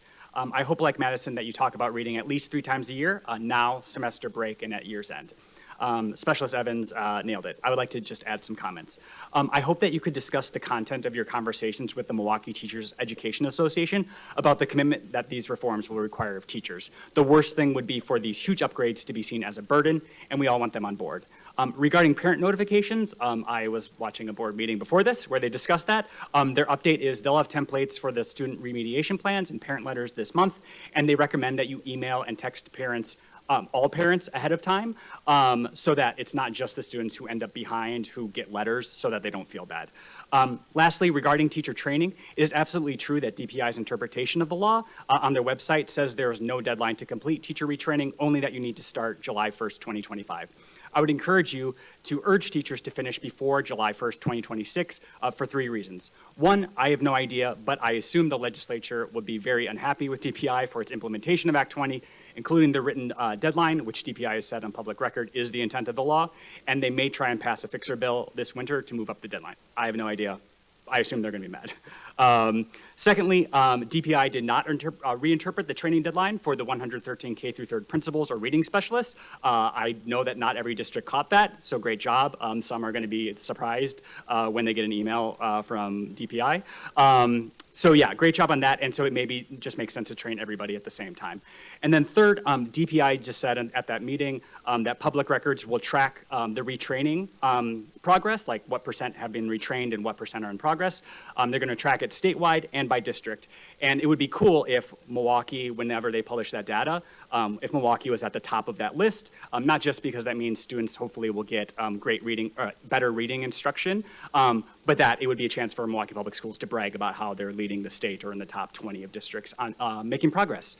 So those are just 3 suggestions. Thank you so much for talking about reading. I wish that more people were here to talk about it instead of just complain about the scores later. Thanks.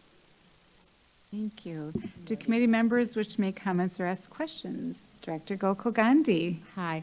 First, I want to really give Dr. Evans kudos. I remember when I first got on the board and you were talking about implementing the science of reading, and here we are now. So you were really ahead of the game, and I just want to say thank you for that.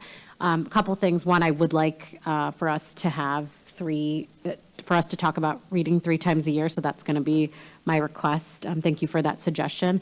And I would love, we don't have to do it now, but at that, when we have those updates, if we can have some standard statistics that you're reporting to us. So how many teachers have been trained, how many classrooms are receiving Act 20 or Science of Reading based implementation, and just sort of where we are on the progress, so that it's not something that we talk about in 2026, but it's something that we talk about, intermittently through the year. And so if you could bring maybe a suggestion to our next SASI meeting of what that looks like. We don't have to necessarily talk about reading at that point, but maybe just talk about what does that reporting look like, and then we can also allow our listening audience to discuss with us like what statistics and what reporting would make sense for them to be brought along on that path.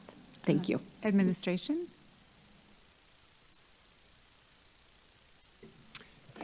Chair Simpson, Director Gokul Gandhi, we will take this all into consideration, and we will certainly provide that. Thank you. Yes, that was one of my questions, our updates throughout the year, so thank you for bringing that up. President Herndon. Thank you, Madam Chair. I, too, have to repeat what I said when the state passed Act 10, which was I don't agree with them often, but I certainly agreed with this initiative, and I appreciate our administration for taking it seriously, running with it. And thank you, Dr. Evans, for all of your effort getting this off the ground. And I look forward to our children just bursting at the seams when they have the instruction that's laid out moving forward. So I appreciate it. Thank you. I look forward to the future with this. Thank you. Director Leonard. So I'm excited about it. Everything stems from reading. No matter what other subject you have, if they can't read, that is an automatic deficit. Being a science teacher, a middle school science teacher, having to read my lessons to my students and go over with them, even though it was really not a challenge for me because I knew they were going to understand what we were doing, the goal always would have been that they were already at that level and we could move 3 times faster on what I was teaching them. So, just with that said, I do have one question, and you may not be able to answer this, because my thought on this was, what do we do with 4th grade and above? And you did sort of answer a little bit of that by saying that by 4th grade, if they have not met that criteria that they need to meet, that those parents would be informed of it. But do we have any kind of research on what we do beyond that point? And just out of curiosity, you may not know this, but what percentage of students do you believe, or at least by research, will need extra interventions after they get through 3 years or 4 or 5 years of this program? Administration. Chair Simpson and Director Leonard, and members of the committee, there is no particular research that I'm aware of that says after this training, this percentage, it's really about implementation. And so we can have the knowledge, but it's really about implementation. So we can get this training, and our teachers will get this training, but we really have to work on actually implementing it to ensure that our students are getting what they need. So it's not just the training alone. And one of the things that our leaders are getting is the training and supporting the implementation. The letters training that they're getting is more of supporting the implementation of science-based literacy instruction. And so just putting systems in place to ensure that we are taking this knowledge and implementing with fidelity. Any follow-up, Director Leonard? Yeah, and I have confidence that the training is going to go well, and I mean I have no doubts about that. I think that I'm just looking at just curious, and you just sort of answered it. So that I don't think there's any research on there on the number of students that do not perform beyond that point. I have heard a lot of positive, and I have to actually, I don't want to put Dr. Moore on the spot, but she did have a conversation with me about the successes that she had at Cudahy School District. So I know that there is a lot of propensity for success for our students, getting them to be proficient in reading, and I'm excited about that. I won't be on the board when that starts to actually happen, but I will be paying attention because I'm excited about it. I'm just curious if there's just a percentage that we would know that struggle beyond that point, and I know you don't have that answer, so I'll start doing some research and seeing if I can find that where that is, or maybe just way too early to even believe that we're at that point. So thank you. Thank you. Any other questions? No. I would just, yeah, I'm excited to see this being implemented. I know we've had, pilot programs of, systematic phonics instruction, CKLA, but to have it district-wide, I think will be very powerful and meaningful. One, just thought that I had was about the amount of time teachers may need to spend with, sort of like the paperwork side of this and informing parents and, maybe some time to work with their colleagues on this because it is, something new, a new way of maybe teaching reading for them, just how we're addressing some of that. Chair Simpson, members of the committee, as we all know, time is always a critical factor, right? So part of the training and the implementation, we still need to get that information from DPI in terms of those templates and exactly how that would be. And, hopefully that'll all be electronic as well so that they can be done by the teacher or teacher teams or even as a collaborative, and when we talk about bit teams and things of that nature. But again, until we get further detail from DPI as to that component, it's a little bit difficult to say exactly what that will look like. And just backing up just a little bit in terms of when we talk about students that struggle beyond third grade or whatever grade, we would still continue to make sure that we're offering interventions, that we're meeting those students where they are and trying to bring them up, because obviously we're talking about, we still have students that are beyond third grade now, right? So we're not going to forget about them. Right. Thank you very much. All right, Madam Secretary, thanks again for that report. Looking forward to hearing updates on that throughout the year. Madam Secretary, next item, please. Chair Simpson, item 6 is transmittal of and possible action on the Achievement Gap Reduction Program's end of semester report. This is an informational item, and although it has been noticed for possible action, no action is required. Thank you. Would administration please present this item? Chair Simpson, members of the committee, Eduardo Galvan, interim superintendent. Tonight we have with us Ms. Allison Foyer and Ms. Chrissy Washington to share a semesterly report on Achievement Gap Reduction, AGR, programs. The information being shared is attached for your review. Thank you. Ms. Foyer.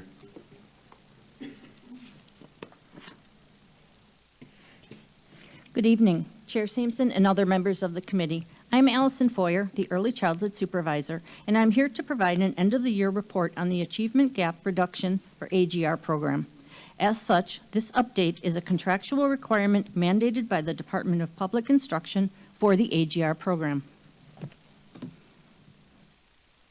The goal of the Achievement Gap Reduction Program is to improve the academic outcomes for the neediest learners within 5-year-old kindergarten through 3rd grade. This expectation is in alignment with and supportive of the district's first priority of success, increasing academic achievement and accountability. Our strategic plan drives our mission. The Achievement Gap Reduction Program aims to improve student achievement in grades K-5 through 3rd grade. The Achievement Gap Reduction Program operates within 63 schools and 1 non-instrumentality charter school. The following are the demographics for this program. Currently, 10,836 students are enrolled, with 21.8% being English language learners, 22.6% receiving special education services, and 85.5% identified as economically disadvantaged. Overall, the majority of the students participating in AGR are either of Black or Hispanic descent. However, the program is diverse, with additional students reporting as American Indian, White, Asian, Hawaiian Pacific Isle, or 2 or more descents. District-wide, the AGR program implements 2 strategies: class size reduction in K-5 and instructional coaching for all students participating in the program, K-5 through 3rd grade. This program abides by the belief that gaps will close when teachers have the instructional supports available, which empower them to create high-quality environments and responsive classrooms, which in turn should result in increased student achievement. Thus, it is through the ambitious instruction district-wide focus that leaders, support staff, and teachers are provided a multi-level system of support in the areas of collaboration, balanced assessment, high-quality instruction, and culturally responsive practices within ELA and math.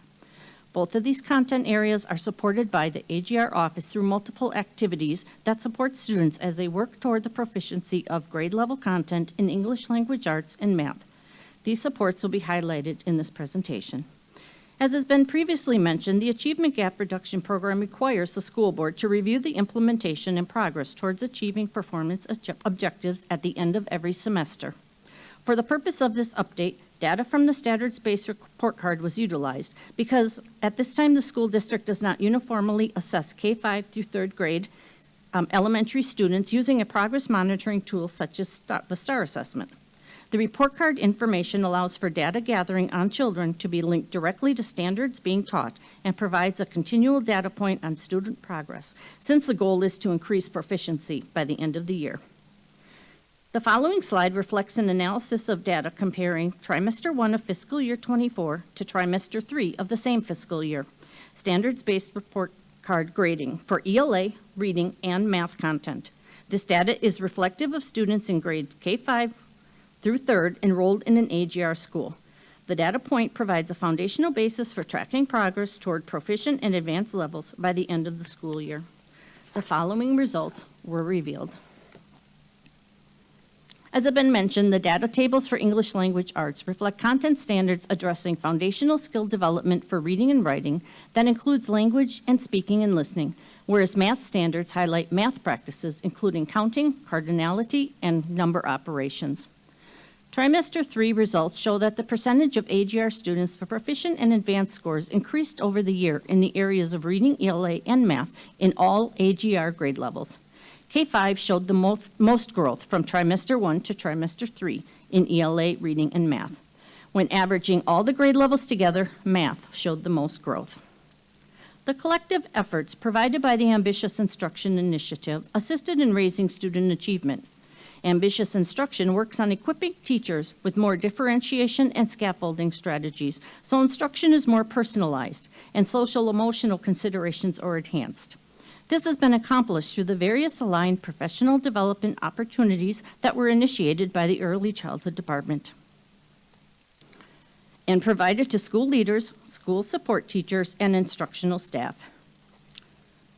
Opportunities such as participation in letters, where 39% of AGR schools were represented, and 94% of AGR schools had teachers that received professional development in early numeracy through the counting collections. The AGR office will continue to collaborate on the work in this area with curriculum and instruction and research assessment and data. During the 23-24 school year, the AGR office provided 9 AGR schools with licenses for Lexia Core 5. Lexia Core 5 is a Tier 1 comprehensive technology-based literacy program that provides explicit, differentiated, systematic, personalized learning in the 6 areas of reading instruction: phonological awareness, phonics, structural analysis, fluency, vocabulary, and comprehension. Results indicated a positive impact for those students that use the program with fidelity, which is 20 to 80 minutes per week. 10 schools, with 9 of them being AGR, utilized the Lexia Core 5 program with pre-kindergarten and kindergarten students to support foundational literacy skill development. The data table on the right shows the percentage of students working at skills below their grade level, at their grade level, and above their grade level. At the start of the year, 40% of students who used the program with fidelity were 2 or more years below their grade level. By the end of the school year, all students were working at their grade level or higher. In addition, 60% of the students using the program with fidelity ended the year above grade level. If you look at the table on the bottom left, you will see that the pre-K data shows that pre-K students ended the year working on grade K5 skills. 61% of kindergarten students who use the program with fidelity are currently working at grade level, while 35% are working at a first grade level and 3% are working at a second grade level. The AGR office continues to support the district as it works to maintain a strong hold on the direction of the educational and operational path used to support the MPS community. In order to further anchor students and provide continuous learning, the AGR office worked on the following from February 2024 to the end of the school year with the following accomplishments. We implemented the Lexia Core 5 reading program within 9 AGR schools, and results indicated a positive impact for those students that use the program with fidelity. We monitored AGR enrollment and coaching support plans. The district coaches provided Tier 1 support in the areas of literacy, math, and SEL. We provided specific early childhood professional development opportunities and support for all current school support teachers and educators. We collaborated with the Ambitious Instruction Professional Development Team and supported SST and school community with instructional standards-aligned resources supportive of priority content. We produced and distributed an early childhood newsletter for educators, which included resources, and submitted 65 strategy reports that allowed for continued funding of this program. The data indicates that there is still a need for structured support to ensure that the ambitious, high-leverage instructional strategies and interventions are being implemented with fidelity and rigor within the AGR classrooms. As such, the AGR office will continue to work with research, assessment, and data, as well as all content specialists from reading and math on how to better support teachers in this area. Additionally, the following action steps will be taken by the AGR program for the upcoming school year. We'll increase coaching and support within the AGR schools for FY25. We'll monitor support provided to those AGR schools. We'll support the onset of district-wide letters training and continue to embed early childhood information within the ambitious instruction plan. Also, we'll increase production and distribution of the early childhood newsletter with resources to 3 times a year, fall, winter, and spring. This concludes the update. At this time, the administration will respond to any questions you may have. Thank you. Thank you so much. Do any members of the public wish to make comments on this item? There are no speaker slips for this item. Thank you. Do committee members wish to make comments or ask questions? Director Leonard. So I just need, I guess, some reassurance. So I was excited about the reports last year from AGR. I always have been. Looking at those percentage jumps, especially when we look at what happens in 1 year's time, having basically all of our students at least at some proficient level. That's just exciting for any teacher. It should be, right? Is this, so when we look at the Lexia 5 Core 5, letters, we're doing the same thing now district-wide. Am I understanding this correctly? Administration. At this time, the Lexia Core 5 is a supportive computer program, but we do not have it this year. It was previously funded under ESSER. Any follow-up, Director Leonard? I think I was just going to mention, excuse Oh, me. sorry. No, I'm sorry. Chair Simpson, Director Leonard. Again, letters is, in Act 20, letters is not a curriculum, but it's a training so that we can move forward. So in essence, some of the same things that would be present in this computer program are present now in terms of what we'd be using strategies to teach, if that makes sense. Okay, so I guess, I appreciate you giving me both the similarities and differences of that. I just want to get a better grip on that.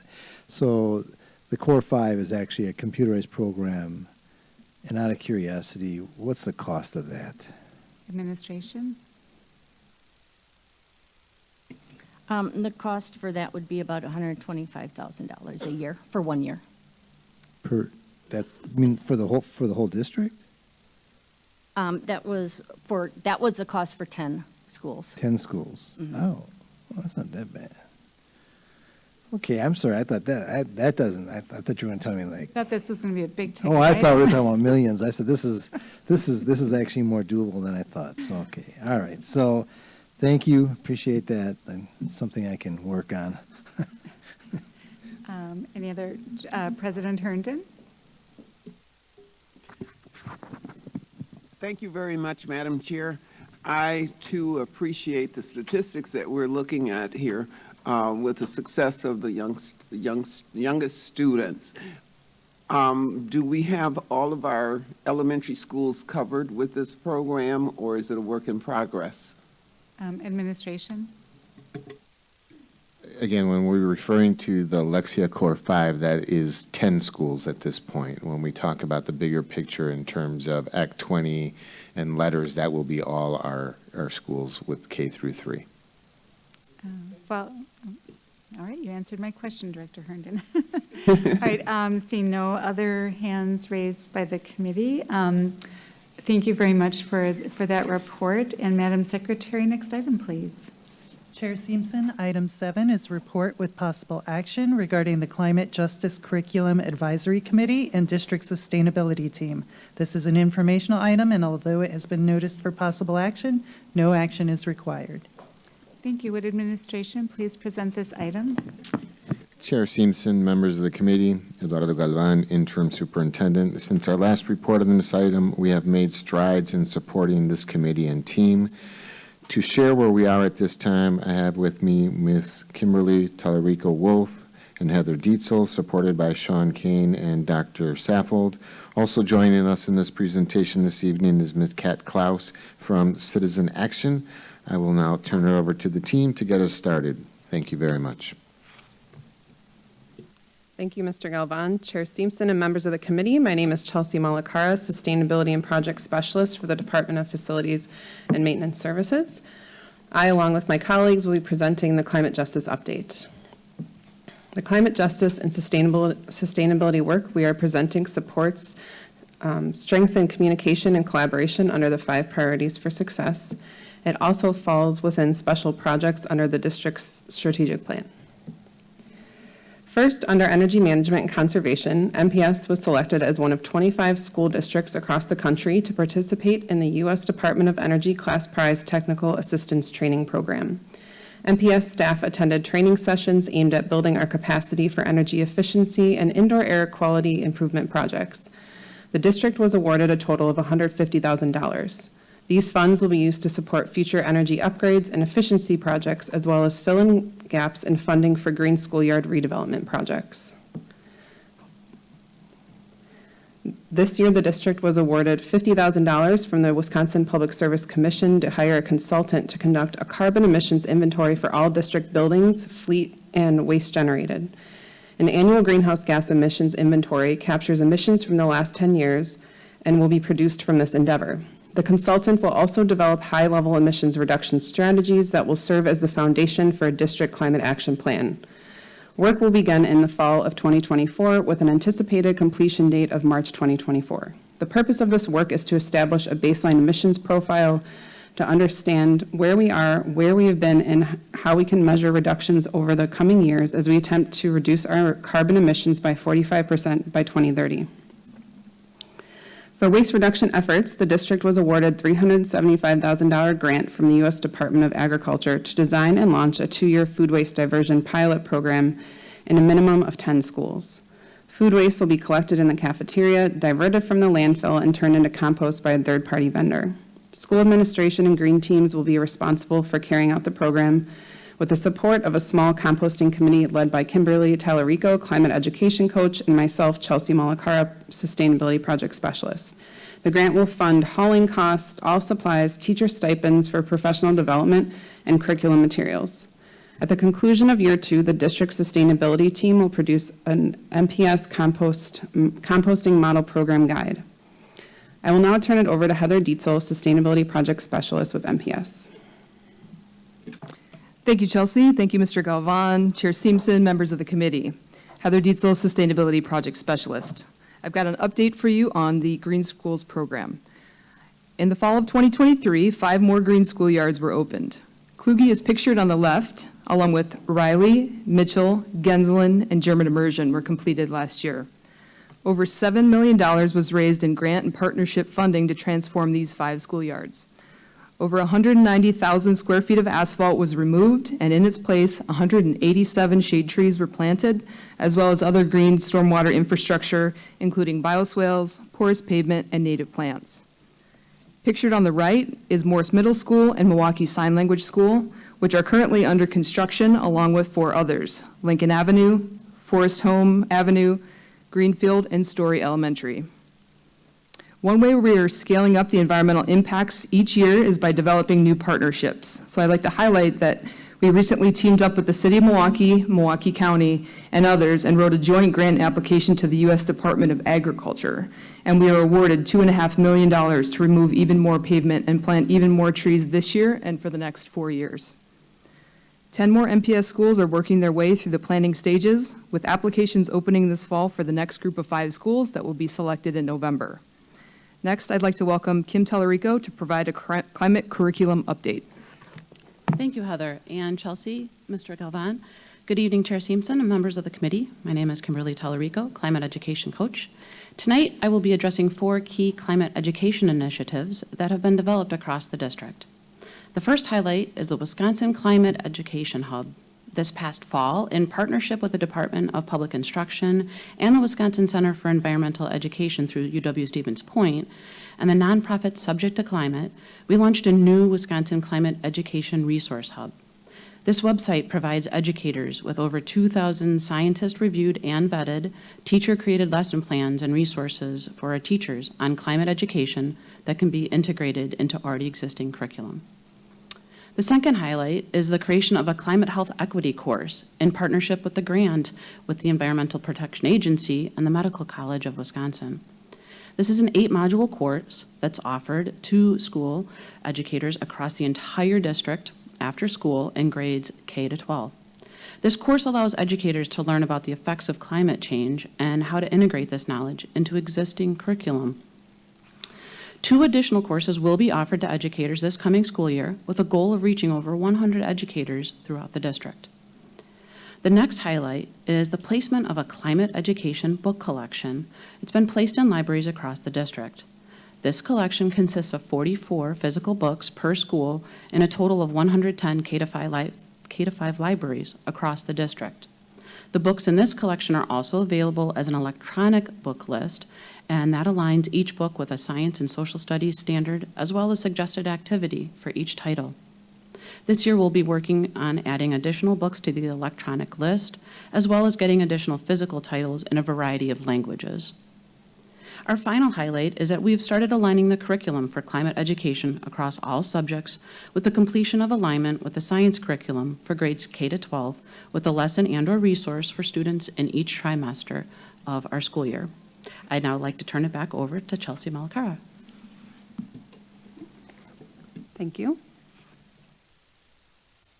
As we look toward advancing sustainability and climate action within the Milwaukee Public School District, there are 3 key items on the horizon.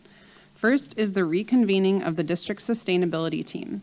This group will be charged with producing recommendations to develop a climate mitigation and sustainability plan for the district, as stated in Resolution 1920R-016. They will also provide feedback on the carbon emissions assessment project mentioned earlier. The second item is compliance with the City of Milwaukee's new energy benchmarking ordinance that was passed in July of this year.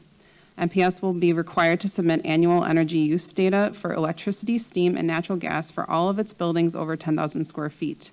The data will be entered into the EPA's Energy Star Portfolio Manager tool with a compliance date of June 30th of 2025 and will be submitted annually thereafter. Finally, the Department of Facilities Maintenance with community partner Facilities and Maintenance Services with community partner Reflow and assistance from the grants team submitted an application on August 9th to the Environmental Protection Agency's Community Change Grant. If awarded, the funds would support the design and construction of green schoolyards at 15 schools and the maintenance, curricular connections, and youth employment at 31 schools over 3 years. I will now turn it over to Kat Claus from Citizen Action.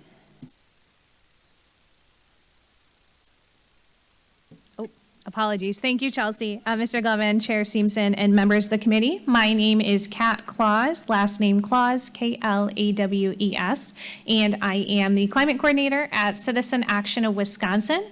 Citizen Action has been working with Milwaukee Public Schools since October of 2023 on a number of initiatives that I will share with you. Citizen Action, we work on social, economic, and environmental justice through grassroots organizing across the state of Wisconsin. We are an organizing co-op, so we build local power by membership and partnership. And one of our main focuses is green futures. So we are working to combat climate change and create green jobs. We have been working with MPS, and we have done a few things, including providing technical assistance and outreach to and research for MPS on federal grant opportunities, notably the Inflation Reduction Act, IRA. Community convening, we've been bringing partners to assist in this work. To date, we've helped convene about 14 different partners, nonprofits, and businesses to support MPS. And last but not least, we have been helping bring MPS staff together to work towards planning and fund application. Notably, we have been working with MPS on the Inflation Reduction Act, also called the IRA. This is a historic opportunity for our schools and a historic opportunity to fight climate change. It is $369 billion in funding that was signed in 2022. Notably, the largest funding bucket for schools is grants. And there are grants that are not usually available in many different departments like Department of Energy, Education, Department of Agriculture, et cetera. There's also additional state funding for our state resources. And these all fund a few different school funding priorities. These include energy efficiency upgrades, so anything that let us spend less on utilities, whether that be new buildings or retrofitting. Renewable energy installations, this includes solar power, ways to store energy, green technology adoption, solar panels, heat pumps, new exciting technology that is being subsidized and in some cases fully paid for by some of this money. Educational and training programs, so anything that helps teach people, whether that's environmental sustainability or trades and apprenticeship programs. Infrastructure improvements, again, anything that improves a building, and that includes improving existing buildings. And last but not least, community engagement and partnerships to help with long-range planning. I want to stress that this funding is available till 2032, so this gives us over a decade to plan to fight climate change. Thank you. Now we are available to answer questions. Thank you so much. I believe we have a speaker slip, so we will go to that first. I'd like Quentin Claiborne to come up, please.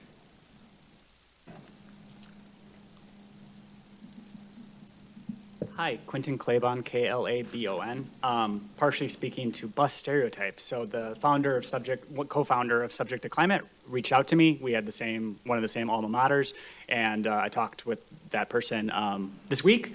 Long story short, they were really excited to get involved in Wisconsin-Milwaukee. They said one thing that is troublesome in other states is sometimes a single university or single school district gets involved, but it ends up being kind of an isolated effort to educate people.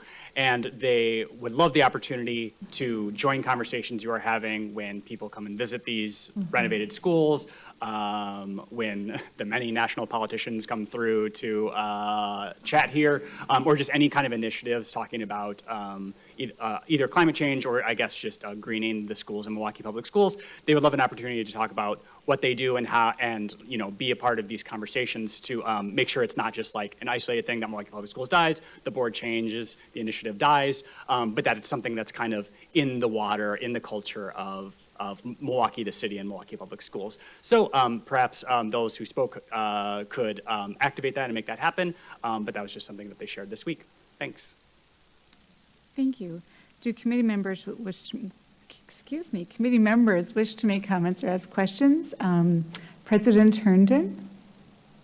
Thank you. Thank you very much. What can I say about our teams, our partners on these projects? You've been tremendous. Thank you so much. For a little background for the public, between former President Peterson and myself, we got passed a number of resolutions to help this project move forward. In addition to that, kudos to Citizens Action for their support, and Kat is fantastic. She has a wealth of information that she provides, and I want to make sure that the public doesn't miss out on a couple of things. One, the numbers for several of the resolutions being 2223R-007, 2223R-019, 1920R-016. Finally, making sure that the people that are watching or listening understand as we present this for more information and support moving forward, creating committees as well.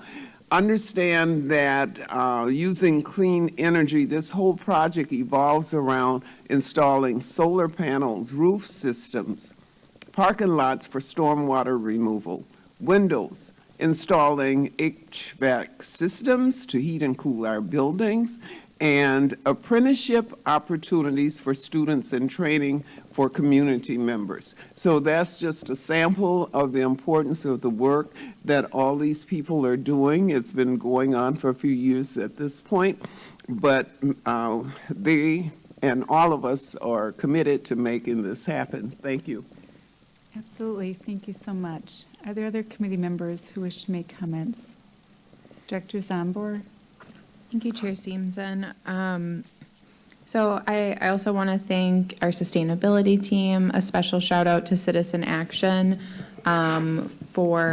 sustainability team, grants department, facilities maintenance. I know there's others that I'm missing. There's so many people involved in this work. It really touches a lot of different departments. But a special thank you to Citizen Action and Kat for just helping move this work forward and keeping everything organized and helping us get connected to the external resources, grants that are available. I know that's very much appreciated. I'm wondering if someone could talk just a little bit about kind of what's to come next, and maybe how community members, parents, families that want to be a part of these conversations, how they can start getting involved with this work and MPS as we move it forward. Administration. I can start. Chair Seamson, Director Zomber, members of the committee. In terms of things such as at the school level, which does include community as well, parents, students, when we talk about green schools, there's green teams, there's presentations that come well before any of the redevelopment is done. And again, many thanks to the partners that help us with that, Reflow, people here, obviously within our own team. So right away, whenever there's a school that wants to participate in that, it involves a team, and that team does involve multiple members of the school and the community. So those are things that we will continue to do. As was mentioned by Heather, we'll be looking for 5 new schools to move forward with. And then as we look at other things, we'll continue to look for input and what might be next. You want to share? Chair Simpson, Director Zomber, thanks for the question. As I mentioned, one of the things that we're going to be reconvening is our district sustainability team, and the first thing that we intend to do is start strategizing how do we write a good sustainability and climate mitigation plan for the district, which we currently don't have, but was called for in that resolution. And I think over the next, 10 months or so, once we sort of think about how we're going to do that, then we can launch in that strategy, come up with a way to engage in a meaningful way students, teachers, and our community in developing that plan. So we kind of first need to come up with how are we going to develop the plan, and then engage, and how are we going to meaningfully engage community members, students, and teachers in that in those conversations. Follow-up, Director Zambor?